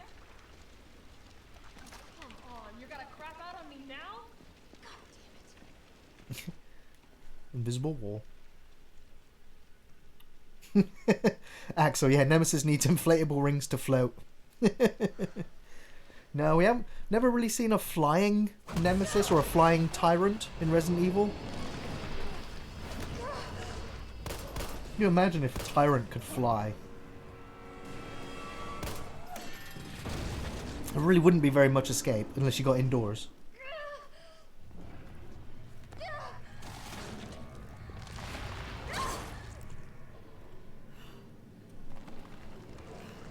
So again, I think I mentioned this in the video, but that infection that Jill's just picked up there from the Nemesis is one of the reasons, because it's a parasite and not a virus, the Nemesis. That parasite is what enables Umbrella to control Jill later in the series, despite having that, was it the scarab crab thing on her chest? I think it's the similar parasite, the same kind of mind control parasite that they used on Nemesis. Jill! Hey, answer me. Batwing Nemesis, yeah. I want a mod that gives Nemesis wings. What's going on? Jill's been infected. I'm taking her to the hospital. Maybe Dr. I want a mod that turns Nemesis into the unnameable.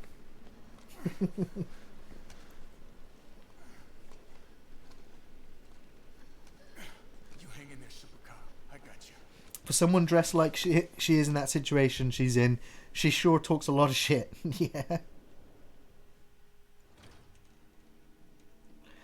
Johnny, Gary, have you seen the Resident Evil cartoon video on YouTube? It's like an hour or two long. It's awesome. Nope, I haven't. Is it an animation of the first game, or I've not come across it. I will have a look at that though. I'm in the mood to absorb all things Resident Evil again.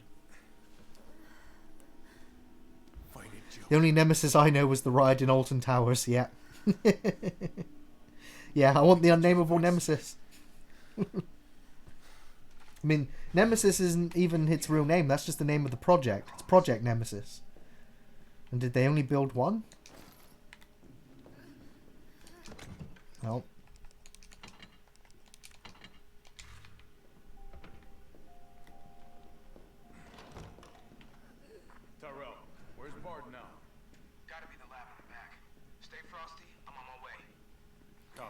Stay frosty. I'm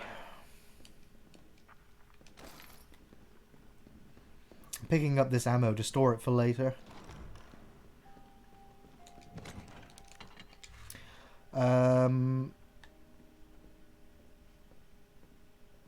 Gary, I want a mod that makes Nemesis look like Alan Ford from Snatch. Yeah, give him all of his audio.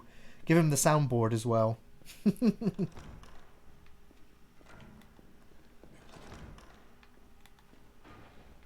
I want Nemesis to come around the corner and be like, "There's no school like the old school, and I'm the fucking headmaster."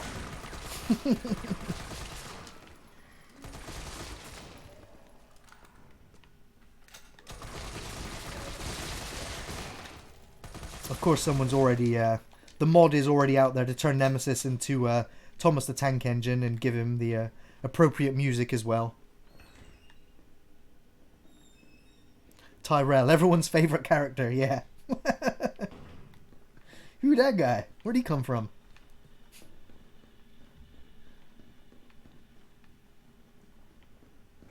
Welcome to the office of Dr. Nathaniel Bard. Please state your business clearly into the intercom. Gung ho! I thought there was another zombie there. Where are you? Does that zombie only get activated when you come over here? No? Maybe not on this difficulty then.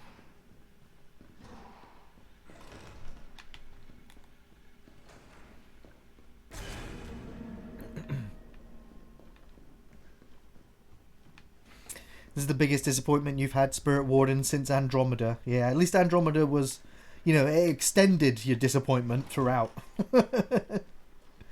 This game just disappoints you and then leaves you wanting.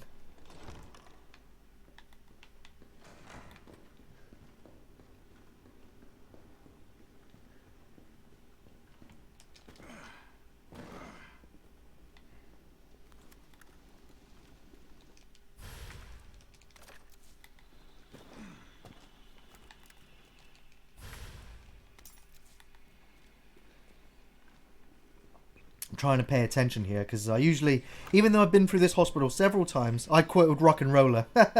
Yeah, it was a Guy Ritchie film, so I was close. I haven't seen Snatch or Lock, Stock in quite a while. The closest I came to rewatching it was when we reviewed The Midnight Meat Train, and we had some footage in it, and I was just like, I was watching the clips that I was putting into the review and forgetting to get back to work and carry on editing. Which way is it? No, it is the other way. Is it? No, it is that way. I always forget which door I need to open. Yeah. And it is in that room. God damn it.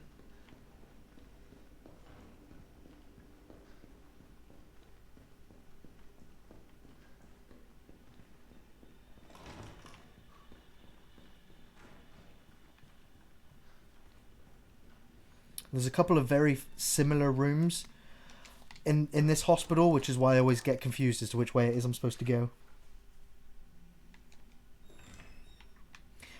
Yeah, I still enjoyed Mass Effect Andromeda. I know it has a lot of shortcomings, but I still quite enjoyed it.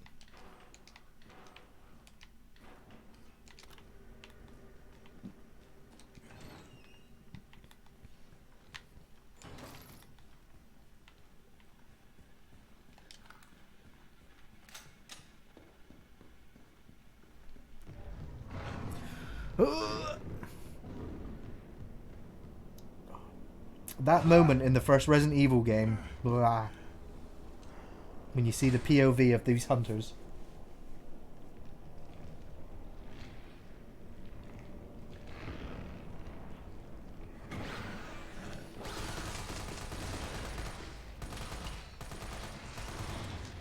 See, as brave as I am about going up and punching these, I'm like, nah, keep my distance and shoot them dead.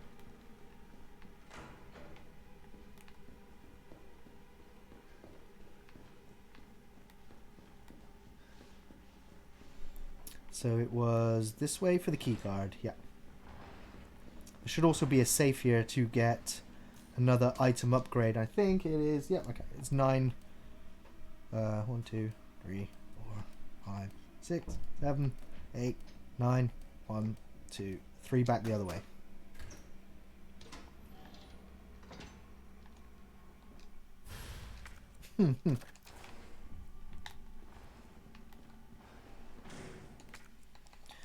Zombies bursting in through the door behind me. Leave them for now, because we're going to come back through a different route. First time passing through that window, I never realised there was one hunter in there until I stepped in there and realised there's actually 2. Sit down.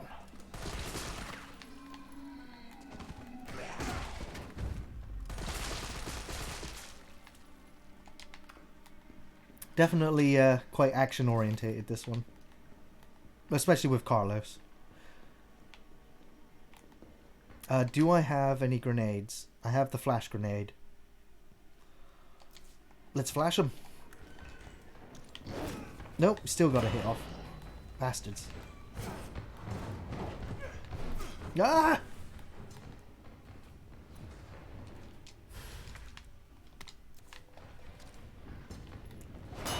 Blind them. They still swing violently around. I just don't want to risk fighting them. I'm not using health items, but I just don't want to risk. It. Have I seen Streets of Rage 4? Yes, I have seen Streets of Rage 4. Did it actually come out? It has been released now, hasn't it? If it was cheap enough, I'd pick it up. But I just felt like there wasn't too much of a game there.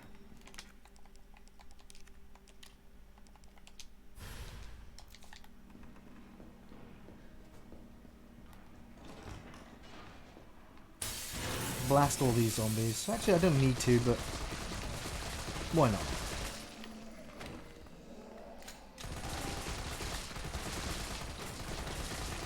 This is revenge for all the times they've taken chunks out of me.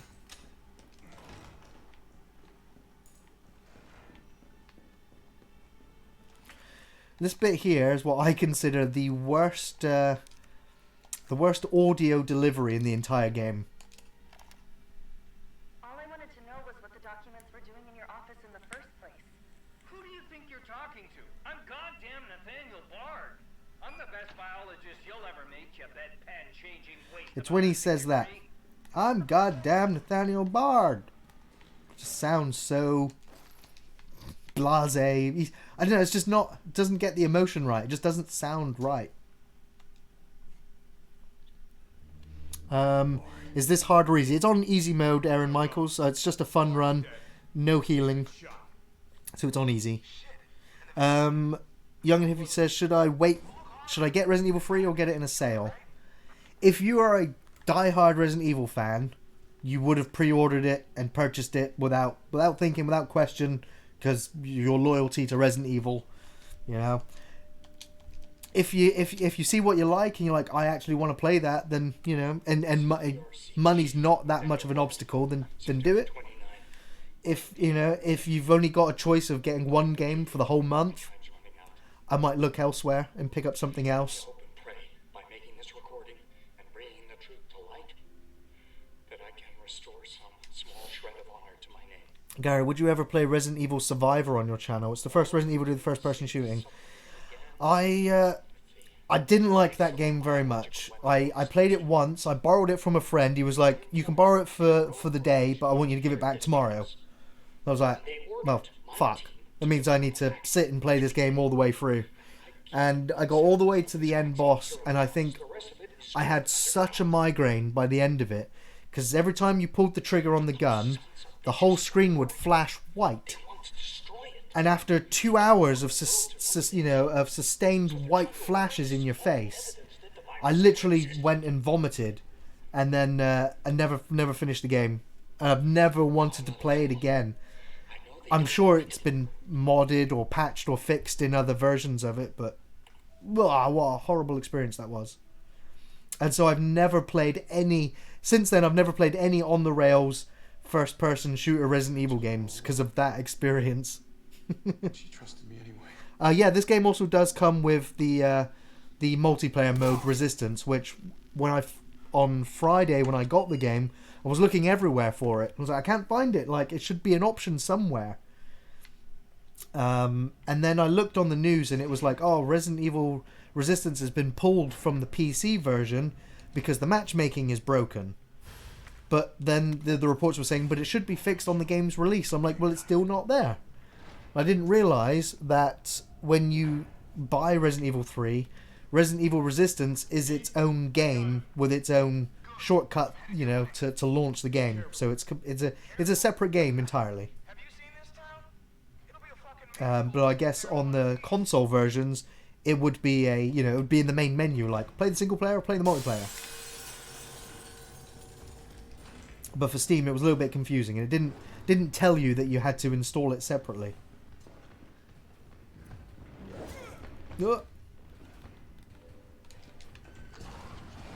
Run, run, run. On hardcore mode, another hunter jumps in through here.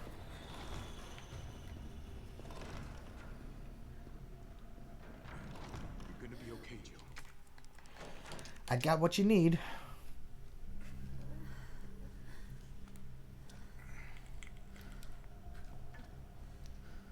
Darren, yeah, you had it had the same effect on you as it me with the white flashing, yeah. Yeah, Ian completed the Survivor game and he loved it. He was like, yeah, you should do a playthrough of it. And I was just like, no. I heard Capcom did not make this game at all. Well, it's Capcom basically had their B team make this game, whilst their A team, which did the Resident Evil 2 remake, is now working on the next installment in the franchise. So, like I said, I guess they're gonna have two teams of Resident Evil developers at Capcom, especially after the success of the Resident Evil 2 remake. Although with this game, I don't know how it's going to hurt their bottom line. I don't know how many people have refunded the game, or what the sales are like. I know that the review scores are plummeting everywhere. And that's only a day away. There's still people in the city. Have I played this on Inferno mode? Not yet. Fuck. I've only just unlocked Nightmare mode, and I haven't tried that yet either. Better grab some gear. Sounds like I've just been doing just a couple of fun runs just to get a couple of the challenges done, like not opening the item box and no healing item runs. So if I take the assault rifle, and this is the last time I use Carlos in the game, so what I'll do now is take all of the assault rifle parts and ammo.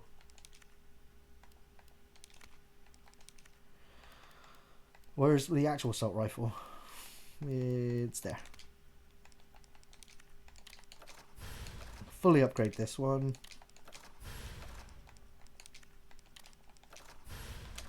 Then we can go and kick ass and take names.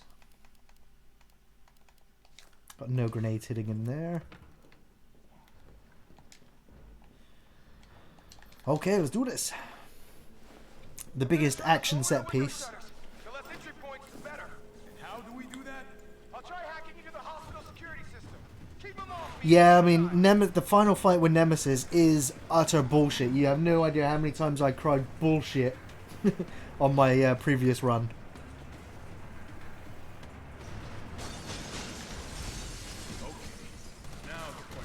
But then that's...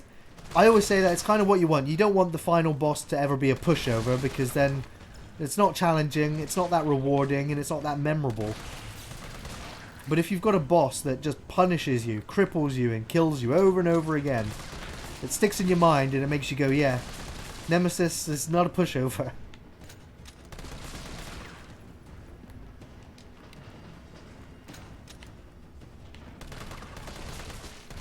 It did make me laugh. I looked on YouTube, and there was someone who was like, I've just done infernal difficulty setting without taking a single hit.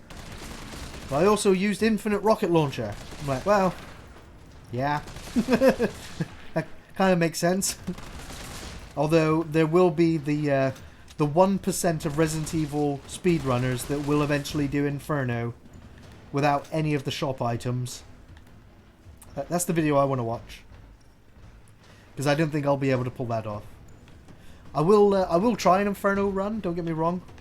It is one of the challenges to do, so but I need more practice. Like the speedrunner says, you usually need at least about 50 hours of practice in a game before you can start really trying to set records with your speedruns.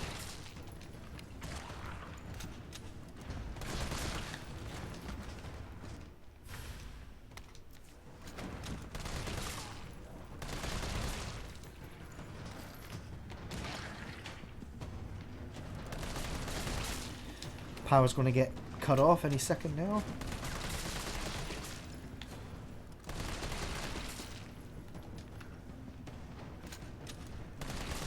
First time I came in here, I was a little bit annoyed that all of the zombies, when they die, they just explode into little puddles of blood. It's a little bit lame. I can understand that the game can only hold so many zombie models on screen at once. Still though, it's still a bit meh.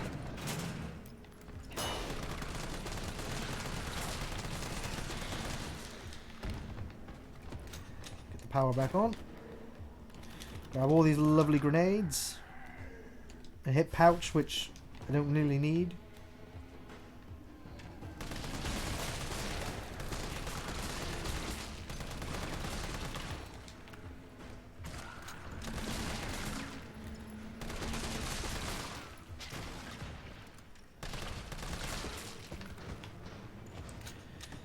Should be the next level of infected coming through soon.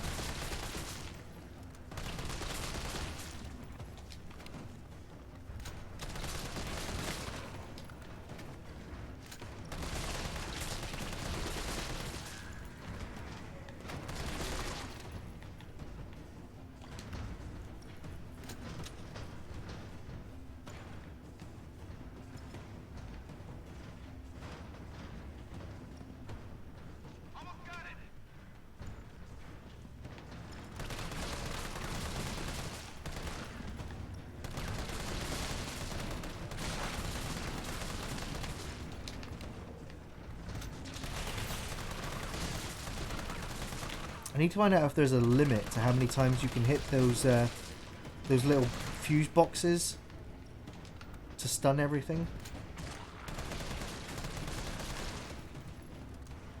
Yeah, I think I can activate it again even.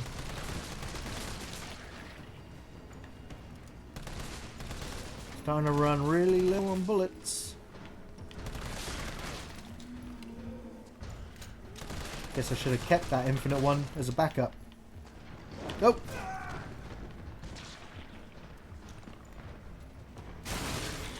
Granada!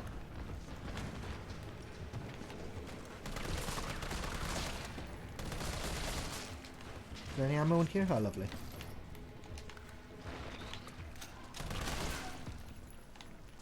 I have range on those things.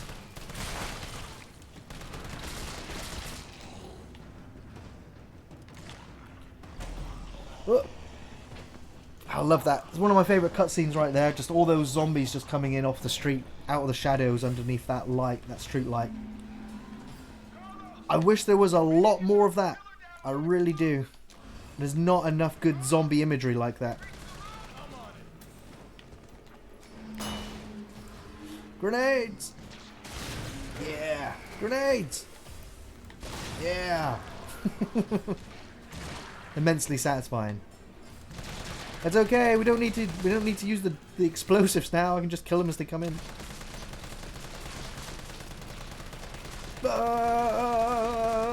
Carlos last stand.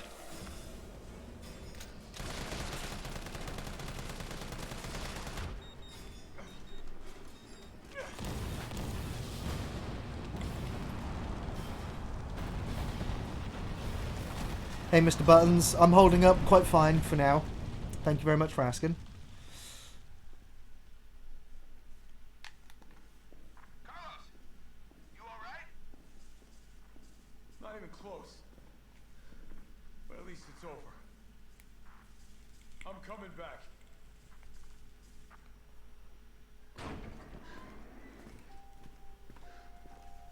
Yeah, they didn't. They got rid of the self-defense items in this game, but I guess they wanted to be more like within keeping of the original. And the fact that you have the dodge roll or the shoulder barge punch kind of makes up for the fact that you don't need those self-defense items.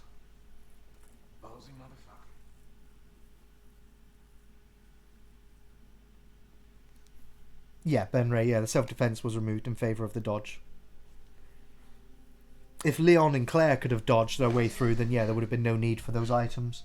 But they added those self-defense knives and things in the original Resident Evil 1 remake, which was the first, edition of them, which really worked because those claustrophobic tight corridors, it's very easy for the zombies to get a grab on you. So yeah, just dropping a knife in one of the zombies to get by them was good strategy. It was a good mechanic in the game.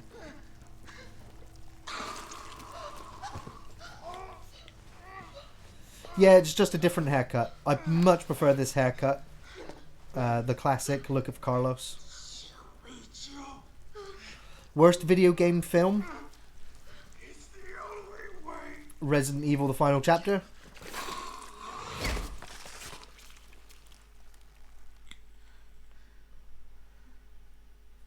Although Silent Hill 2 Revelations, I think, was also abysmal.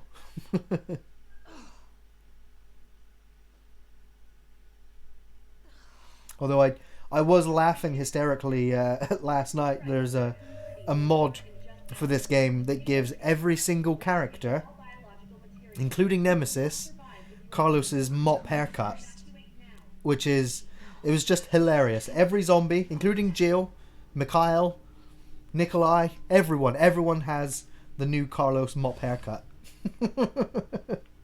It's like, well, his haircut was silly enough. Might as well give it to everybody.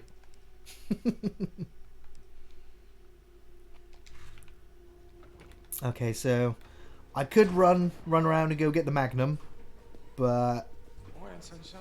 No need. You saved my life. I sure as shit didn't. That was all Carlos. He carried you here and he treated you himself. Crazy bastard. Where is he? He went underground. Bard stockpiled the vaccine, enough to give this city some hope. He thinks he can do this by myself. I'm going after him. Wait, did you see the broadcast? They're gonna blow the city sky high. I'm trying to get a hold of someone, anyone with the clearance to stop it. Leave this mess to him. He's a professional. So am I. You're working with a professional here.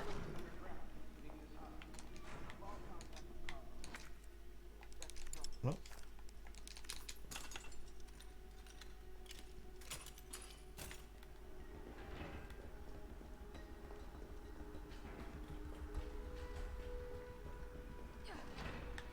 Yeah, you have to get the STARS booklet to get the perfect dodge.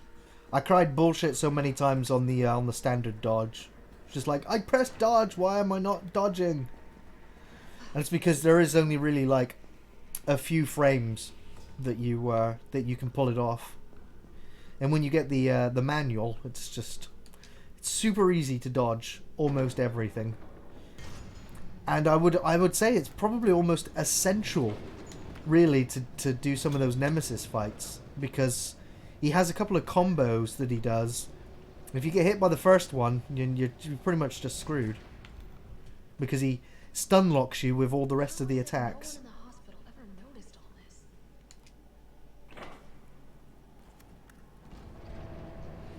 It's 5 a.m. here for you. Have a good night, dude. Sleep well.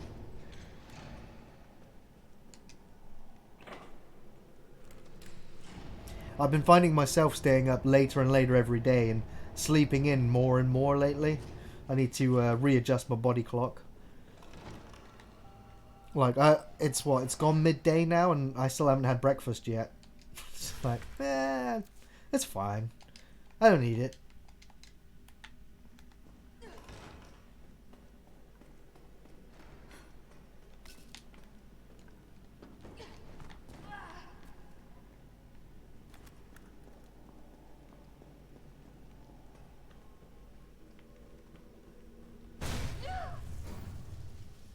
I must admit, I respect your tenacity, but I'm afraid our games end here. You think this is over? Is it regenerating?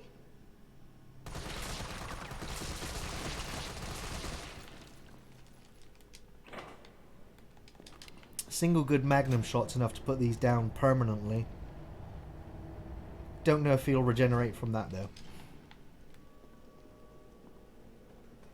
So there is a nice little challenge in this segment of the game, and that's to get all the 3 fuses and put them in the fuse box in under 5 minutes.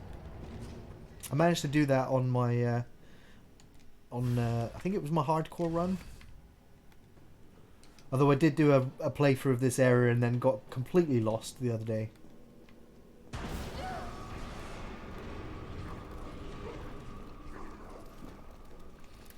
I like to use the shotgun for this zombie around the corner.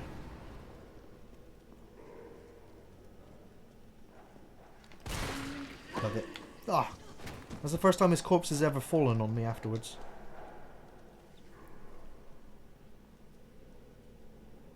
Spirit Warden, you woke up at 8 PM. Okay, so yeah, you've gone full circle now. You're now a night person.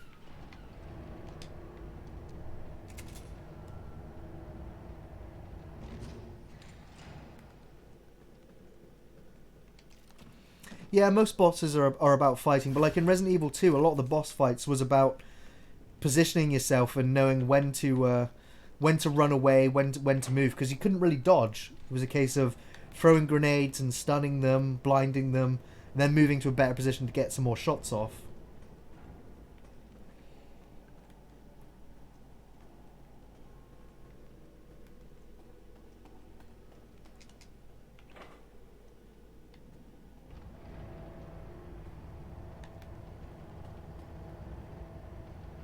This game would have been all over if Jill just went into the deep end of a swimming pool or a pool. Yeah, I don't know. I mean, Nemesis is still active underneath, you know, so he has his super long reach and his tentacles. He'd pull you down. He'd still get you.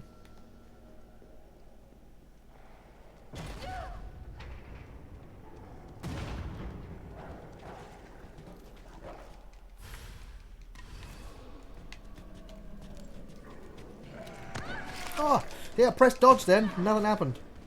Damn you.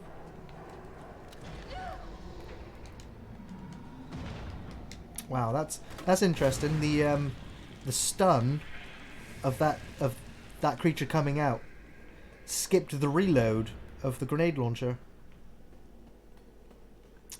Nifty little trick.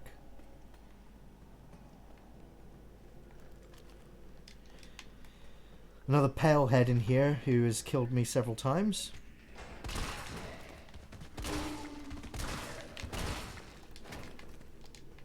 Not today. Should have another hunter in here. It's gonna usually jumps right over my head. I managed to get him quite easily this time. Alright, here goes.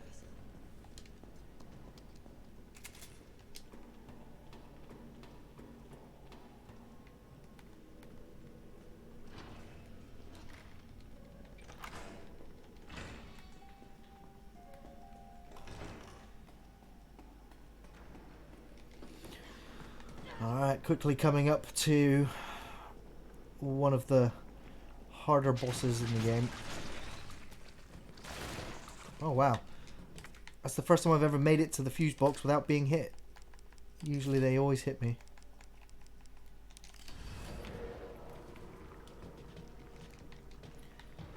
Just realised as well, I picked up the shotgun attachment and didn't even attach it.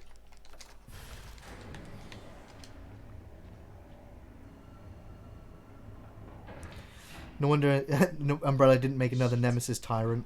He doesn't use doors. What was he doing in here? He comes through a few doors, but not many. Also, if you read the files, you find out that the Nemesis was created in Europe. Tyrell. I'm moving, Dan. I'm moving. I got through. They're willing to negotiate. I sometimes, Ben Ray, I think Ian sometimes can just be quite contrarian, just for the chaos that it causes. How long do we have? Hours, maybe. Then let's not waste. That's how it feels to me anyway sometimes. Like if I objectively hate something, Ian will find a way to find all the things in it that makes him love it. Have I watched The Tiger King? Yeah, I watched The Tiger King, Matt.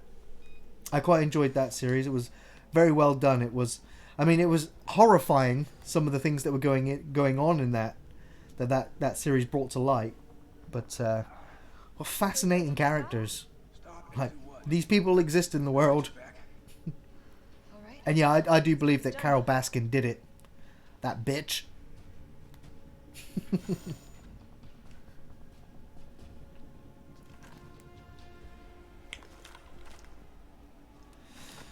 Josh says, which films am I annoyed that have been postponed due to the epidemic? I guess I was really looking forward to Ghostbusters this year. But that's delayed now till next year. Keep going. We're almost there. Next year is going to be an interesting time for new releases. Because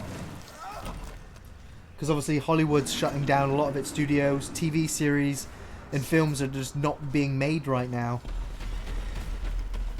So it's going to be an interesting year of releases.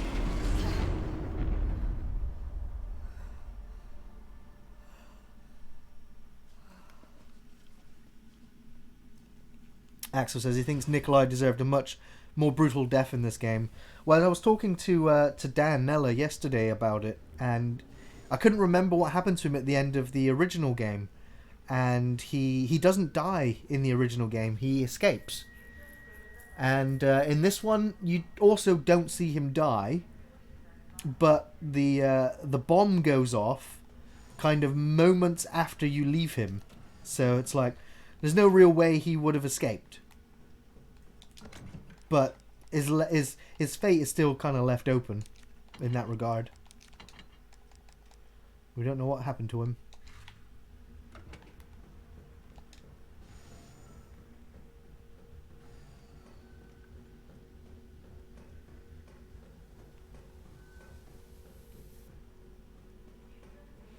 I hope Cyberpunk doesn't get delayed. I mean, that game was close to completion and they delayed it because they wanted to polish it.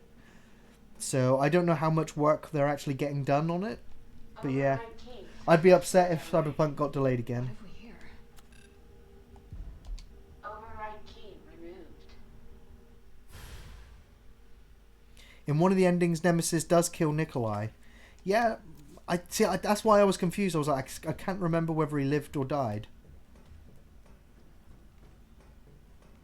But either which way, I think it's probably canon that he did die, because he never turned up in any Resident Evils after that.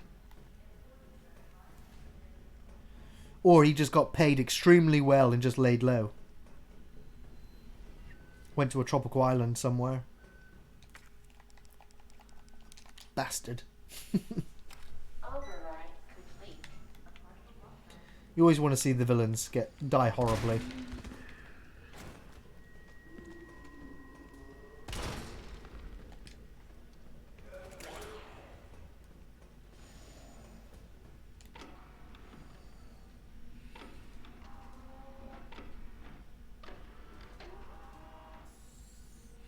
Yeah, a lot of the purists are a little bit annoyed. Like, I mean, this game doesn't have the crows.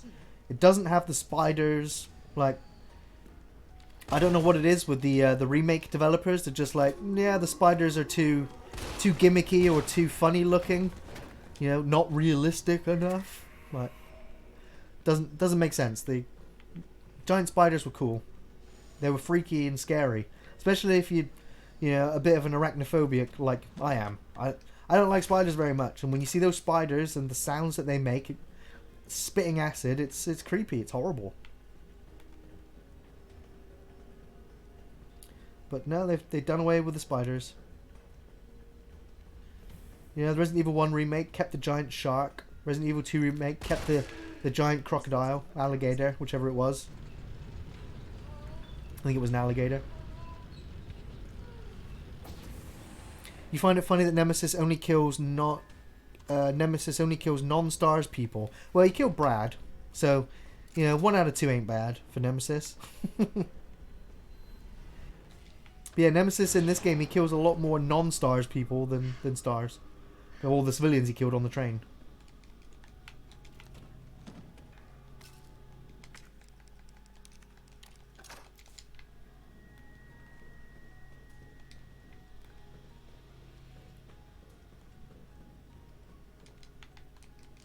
Almost done now, just a few of those hunters to fight when I come back through here.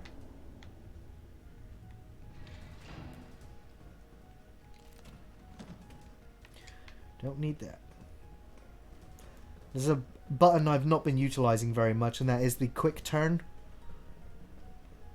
Don't seem to use it very much, but I'm sure when going for faster runs I'll be utilising it a lot more.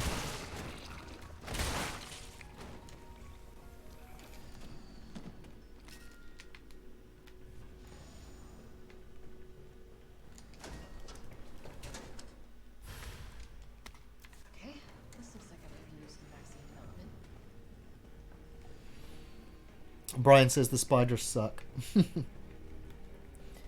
I mean, I don't usually get hit by the spiders. The most damage I've ever taken from spiders was in the original PlayStation 1 Resident Evil.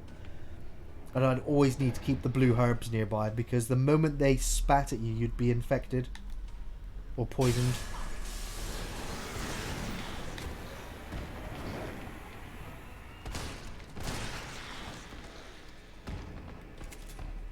I don't think there'll be any more. No.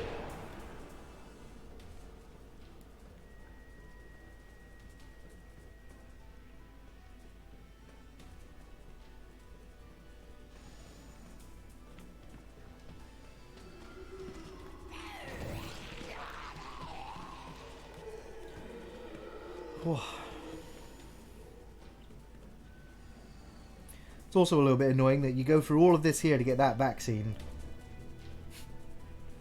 It's useless.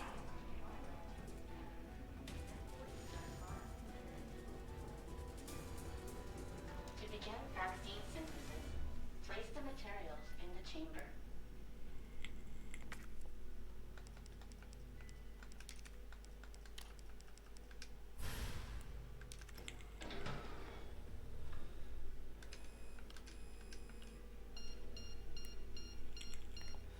little bit quicker at doing it this time.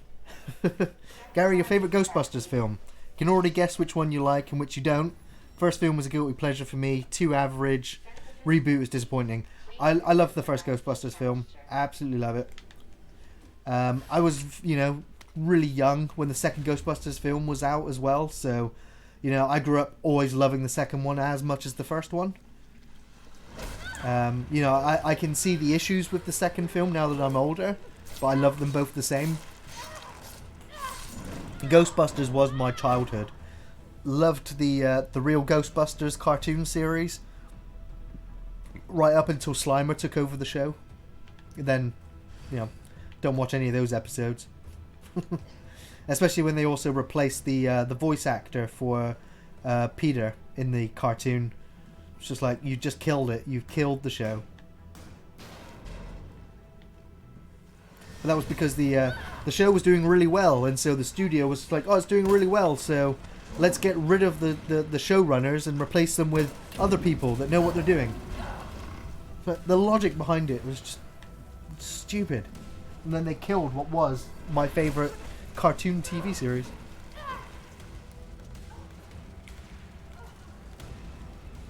And Ghostbusters 2016, I've said enough about that catastrophe of a film.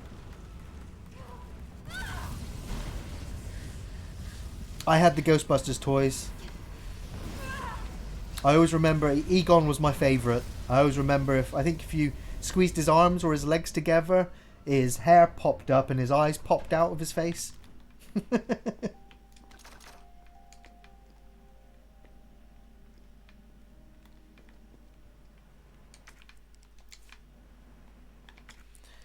Okay then.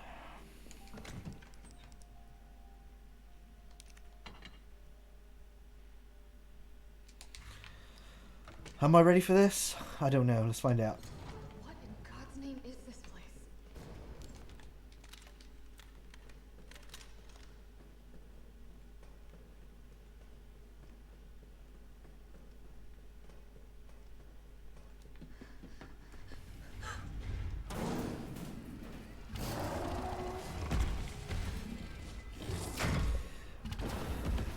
Yeah, Axel, in the original they explained that, yeah, because Nemesis, the reason why they went from viruses to parasites was because apparently they argued that the virus was more containable, but the parasite was more controllable, as in they could actually, tell the parasite what they wanted it to do, which is why the Nemesis originally doesn't attack anybody that's not stars. Because, Umbrella have got full control over the parasite at that time. And it's the same case in this one, that it is still the parasite. But it doesn't really document... There's no documents that I found that explain that, the more the mutations occur, the less control they have over the parasite. Like, to begin with, when you're first fighting Nemesis, he's got like a mechanical device on his chest, which is one of his weak spots. When you do enough damage to it, it puts him down. I'm guessing doing all that damage as well is what releases the Nemesis from control. But yeah, it's still got its fundamental core of chase down stars, but kill anything now that gets in its way. Okay. Here we go. Now, there's something that I learned in my last playthrough of the game that I figured it might be something in my first playthrough, that all those red lights around all of the containers, they do actually serve a purpose. All of that electrocution that you're just seeing there, when the Nemesis is hiding on one of them, you need to shoot both the lights. When I played previously, I only shot one of the lights and it did nothing. So I was just like, oh, okay, it doesn't do anything. You've actually got to shoot both. I'll be able to show you that momentarily.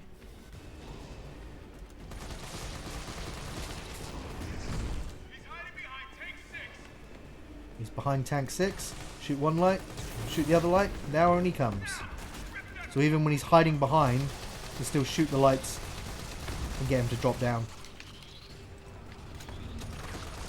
It does also temporarily expose his weak point, which I believe flame rounds and acid rounds are very good at doing continual damage to that weak point when he's vulnerable like that. Just some tips I'm kind of picking up to make the harder difficulties easier.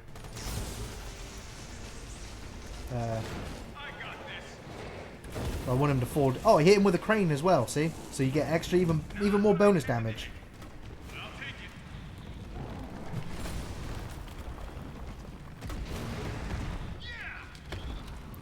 When you hear Carlos go, yeah!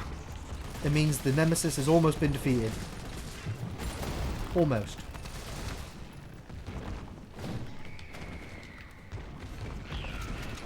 Oh, trying to dodge out of the way, it didn't work.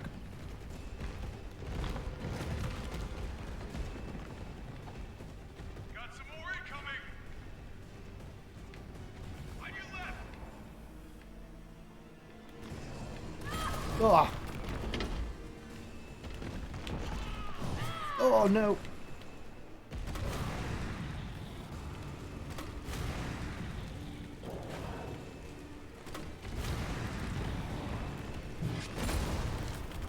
Gotta be careful not to spam the dodge as well. I also find it, if you try to dodge when you're reloading, you usually fail the dodge as well. Use it to climb up.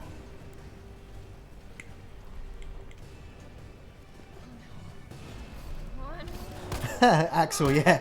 If they remake Code Veronica, they should have Chris and Claire together and get rid of the real villain, Steve Burnside. Now, I kind of agree that Steve Burnside is a terrible, whiny, irritating character. Redo that character from the ground up. You know, just completely redo that character. Because I still like the idea that Claire's still trying to find Chris. And they don't actually meet up until like the midpoint or to the later stages of the game.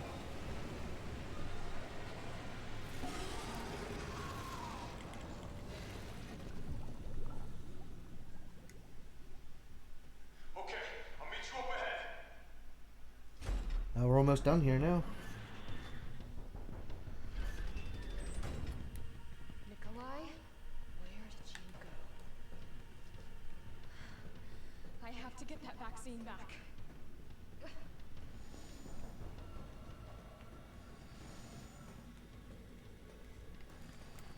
think the machine gun's going to be the only weapon I really need. I usually like to save the Magnum for this part. I use the Magnum to kill the Palehead zombies.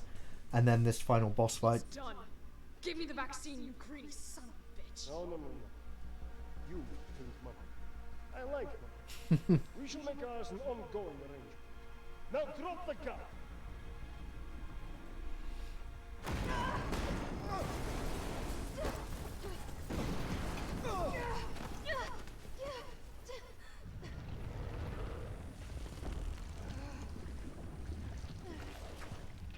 Disgusting. Absolutely disgusting.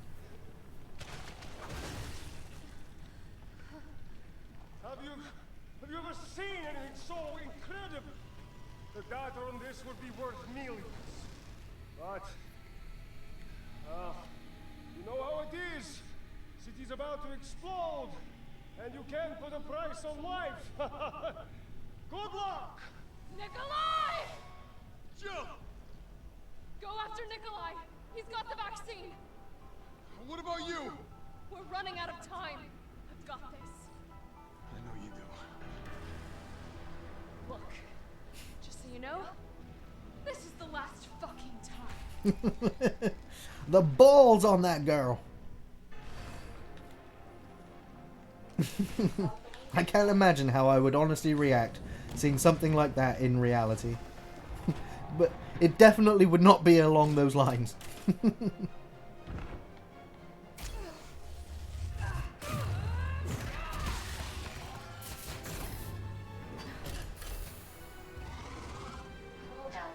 Alien Queen pose.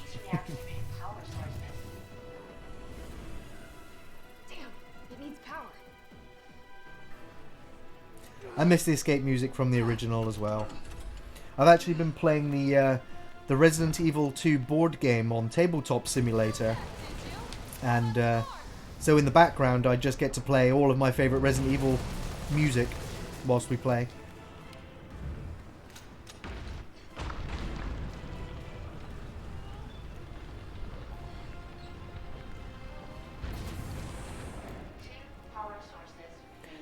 On the harder difficulties as well, you only get enough time to push one of these in before he's active again and trying to kill you. And almost every one of his hits puts you on danger, if not kills you outright.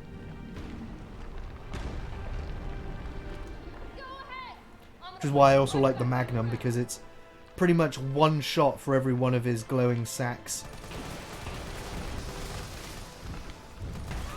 Wow.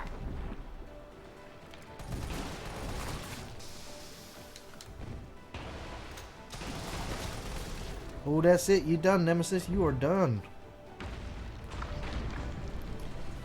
If you could just patiently wait right there for me. All power sources activated. Powering You think I don't know how to fuck you up?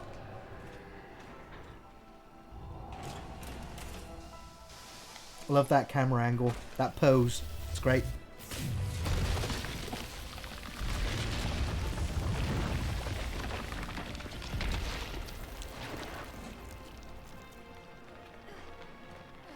I like how it actually has to tell you to move forward. It's like, you don't need to tell me to move forward and shoot at this point. I don't need the fucking hint.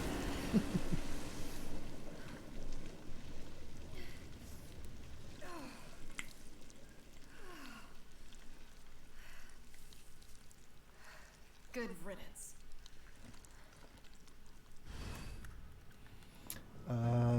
Yeah.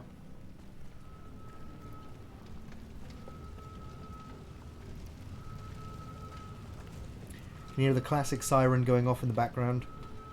Like in the original game, you actually had the countdown timer for when the missile was going to hit. Pretty sure they did, because you had to fight Nemesis whilst the missile was inbound. And so you're like, why am I fighting Nemesis when there's a nuke on its way?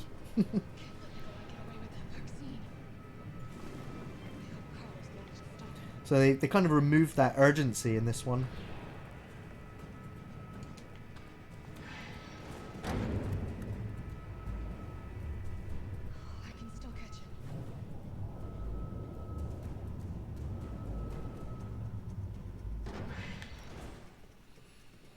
Out of curiosity as well, in my last playthrough of this part, I decided to not shoot Nikolai to see what would happen. Nikolai slices Carlos's throat open and then throws the knife straight between Jill's eyes. I was like, it's an interesting alternate ending where Nikolai kills Carlos and Jill, gets in the helicopter and escapes. Do you have any idea what you've just done? No, don't care. My client ordered me to reduce... Yeah, Darren, I've just seen you put it in the chat. Yeah, I decided to see what would happen too. The missile has launched. And that is my duty. Goodbye, Miss Valentine. Shame you didn't listen to me when you had the chance.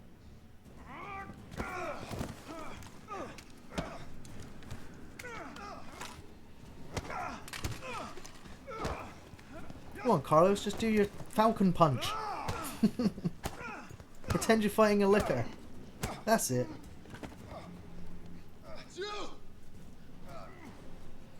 I've also, every time I've tried to go for a headshot here as well. I'll hit you. But it always just ends up in a body shot wherever you hit him. There's no other way.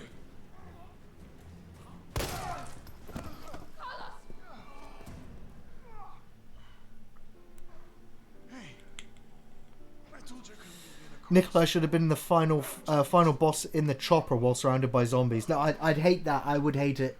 It's one of my biggest pet peeves in video games, especially during the 360 era, was game developers ran out of ideas for end bosses, and so it would just be a helicopter. You have to fight a helicopter, it's the end boss. And it happened in so many games that...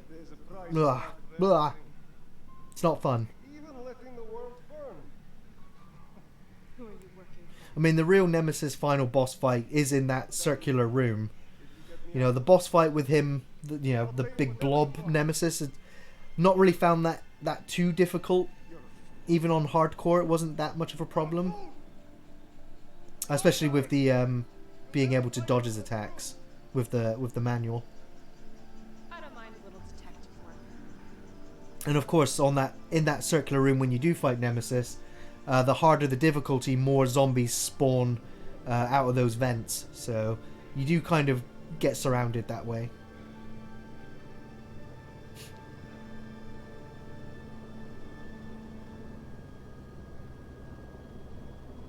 So yeah, Nikolai's just sat there. He's accepting his fate. He's dying in that nuclear blast. Jill, you alright?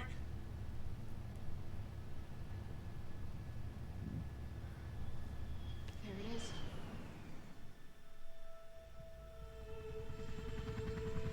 So sad. So sad.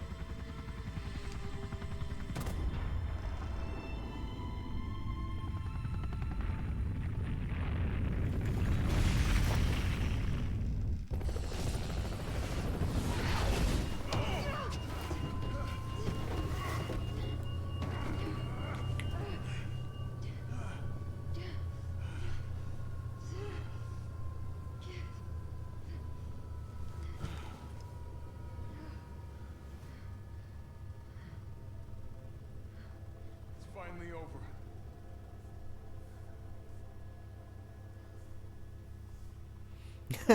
What if Nikolai had a rocket launcher when you took off? Well, wow. I felt empty and cold as the heat from the blast washed over us. All this death wasn't caused by a monster-making virus. It was greed. It was greed all along. I decided What people wouldn't do for all that money. Raccoon City would be Umbrella's ashes too. I would end them once and for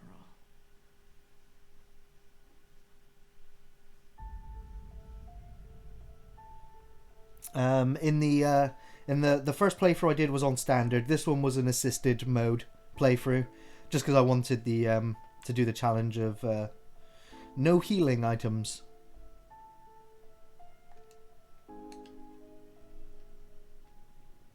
I'll be curious to see if I did get the challenge with the shop item. I don't need to see that bit. I did, yeah. I might need these later. So that's my quickest clear time. I probably saved about 10 to 15 minutes by not going for the Magnum.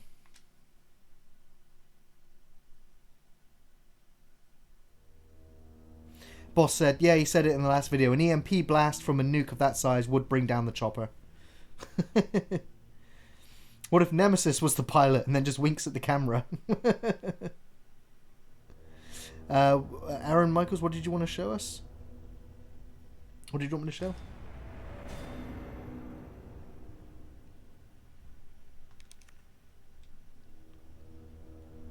So if I go to the bonuses and then to the that's the records there. Where's the story results? So you can see what I've done so far. Yeah, hardcore was 2.5 hours, and I died 18 times on hardcore. I think 10 of those deaths was with the insect creature. But yeah, an hour 35 is now my quickest playthrough, but that's on assisted. So my next playthrough now would probably be another hardcore run to try and get that elusive S ranking, which of course means I need to do it in under 2.5 hours, which I did before, but what's it? I need under 5 saves, which I also did. So I did it under part-time and I did it under saves, but I'm guessing my B ranking is the amount of times I died. I can only imagine. Again! Gotta do nightmare mode. No, I need to take a break now. I need to get some breakfast, and then I also need to start prepping for this week's recording. I have an idea what film I want to do this week. I'm kind of keeping the Lovecraft theme going. Yeah, Nightmare Mode has twice the amount of enemies on screen. I'm not looking forward to it. I'm not. I think now though I do have what, 29,000 more points. So I want to save up now for the Infinite Rocket Launcher, which is 62,000 points.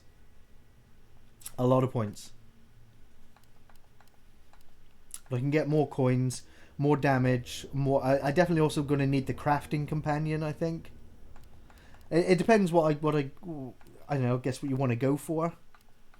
Because taking the Samurai Edge pistol with the damaging, with the assault coins, should mean I do a hell of a lot more damage.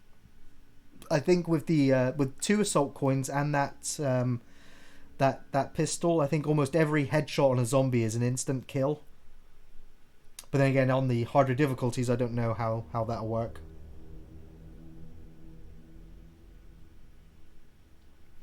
So yeah, I'm going to bring the stream to a close in a moment. I don't know if you guys have any questions for me before I end the stream. Also want to thank everybody for sticking with me and watching the whole video if you were here from the start.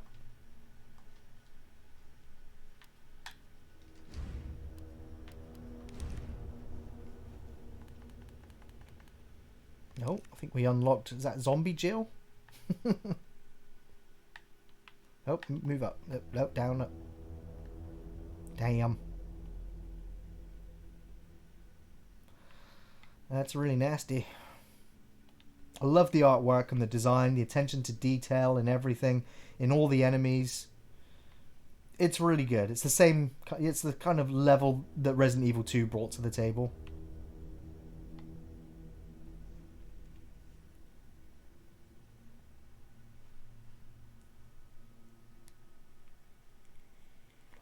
Boss is asking same time tomorrow. Yeah, I think I might do another stream, another playthrough tomorrow. I don't know whether you want me to do the Nightmare playthrough or perhaps the play the multiplayer tomorrow. You can let me know in the comment section below, or let me know tomorrow morning. But yeah, I will do some more Resident Evil then tomorrow. Brian says, "Have a good day, Gary. Thanks for the entertainment." Cheers, Brian. Hope you have a good day too. I'm looking forward to later on this evening. I'm going to be playing the Resident Evil 2 board game some more. Although our campaign was cut short on mission 3. We kept running out of time. You are pretty much on a timer.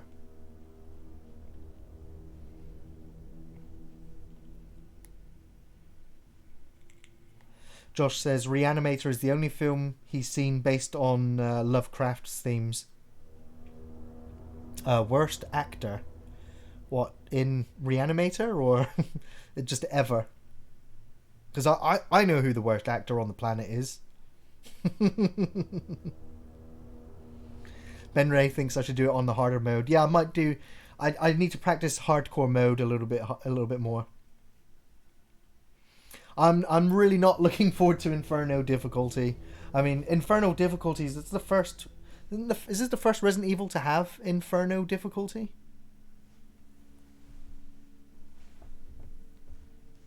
Darren, you're going to go stress yourself out on Inferno difficulty now. I guess, I mean, at least when I play on Inferno difficulty, I'll not be going for an S rank on it. I'll just be going to actually complete it, which means as soon as I see a typewriter, I'll be saving game.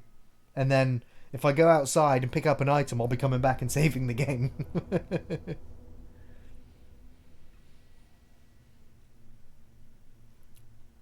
Josh, do you really need to ask me who I think the worst actor ever is? Ambivalent Ronin got it. For you, it's Van Damme. Yeah, Van Damme he's not the best actor. He's a guilty pleasure, though, because, you know, I love Bloodsport. I love Kickboxer. I like Universal Soldier. So I don't mind him. Me and my brother grew up watching Van Damme films. Both of us were into martial arts. Both of us had black belts in karate. So we liked our Van Damme and Steven Seagal movies at the time. Yeah, any rank will do, Darren says. No autosaves in Inferno. and yeah, less typewriters. That's going to be scary. That really will be quite scary. I don't know, maybe I'll have the rocket launcher by then. So it may not be so scary. I don't know. I mean, I'm pretty sure you get all of your shop items on Inferno. So, okay. So yeah, on that note, I'm going to bring the stream to a close. It's been a pleasure playing Resident Evil for you all. I just need to tab away. And yeah, I will be back sometime after 10 o'clock tomorrow. It took me a little bit longer to get things set up this morning. Not everything was working quite right. I couldn't get the camera to sit on the tripod properly. It kept bouncing and rolling everywhere. I've tried to frame myself as centrally as I could. I do have a green screen somewhere I thought about putting behind me to give you more space so you don't just have the dream catcher above my head the whole time. But I'll see what I can do to improve it. You know me, I'm trying to be a professional. I'm trying to be as keep the clutter away. But if you guys don't mind, then I don't mind. Okay. Well, I hope you all have a good day and stay safe, stay sane, and I'll see you all tomorrow.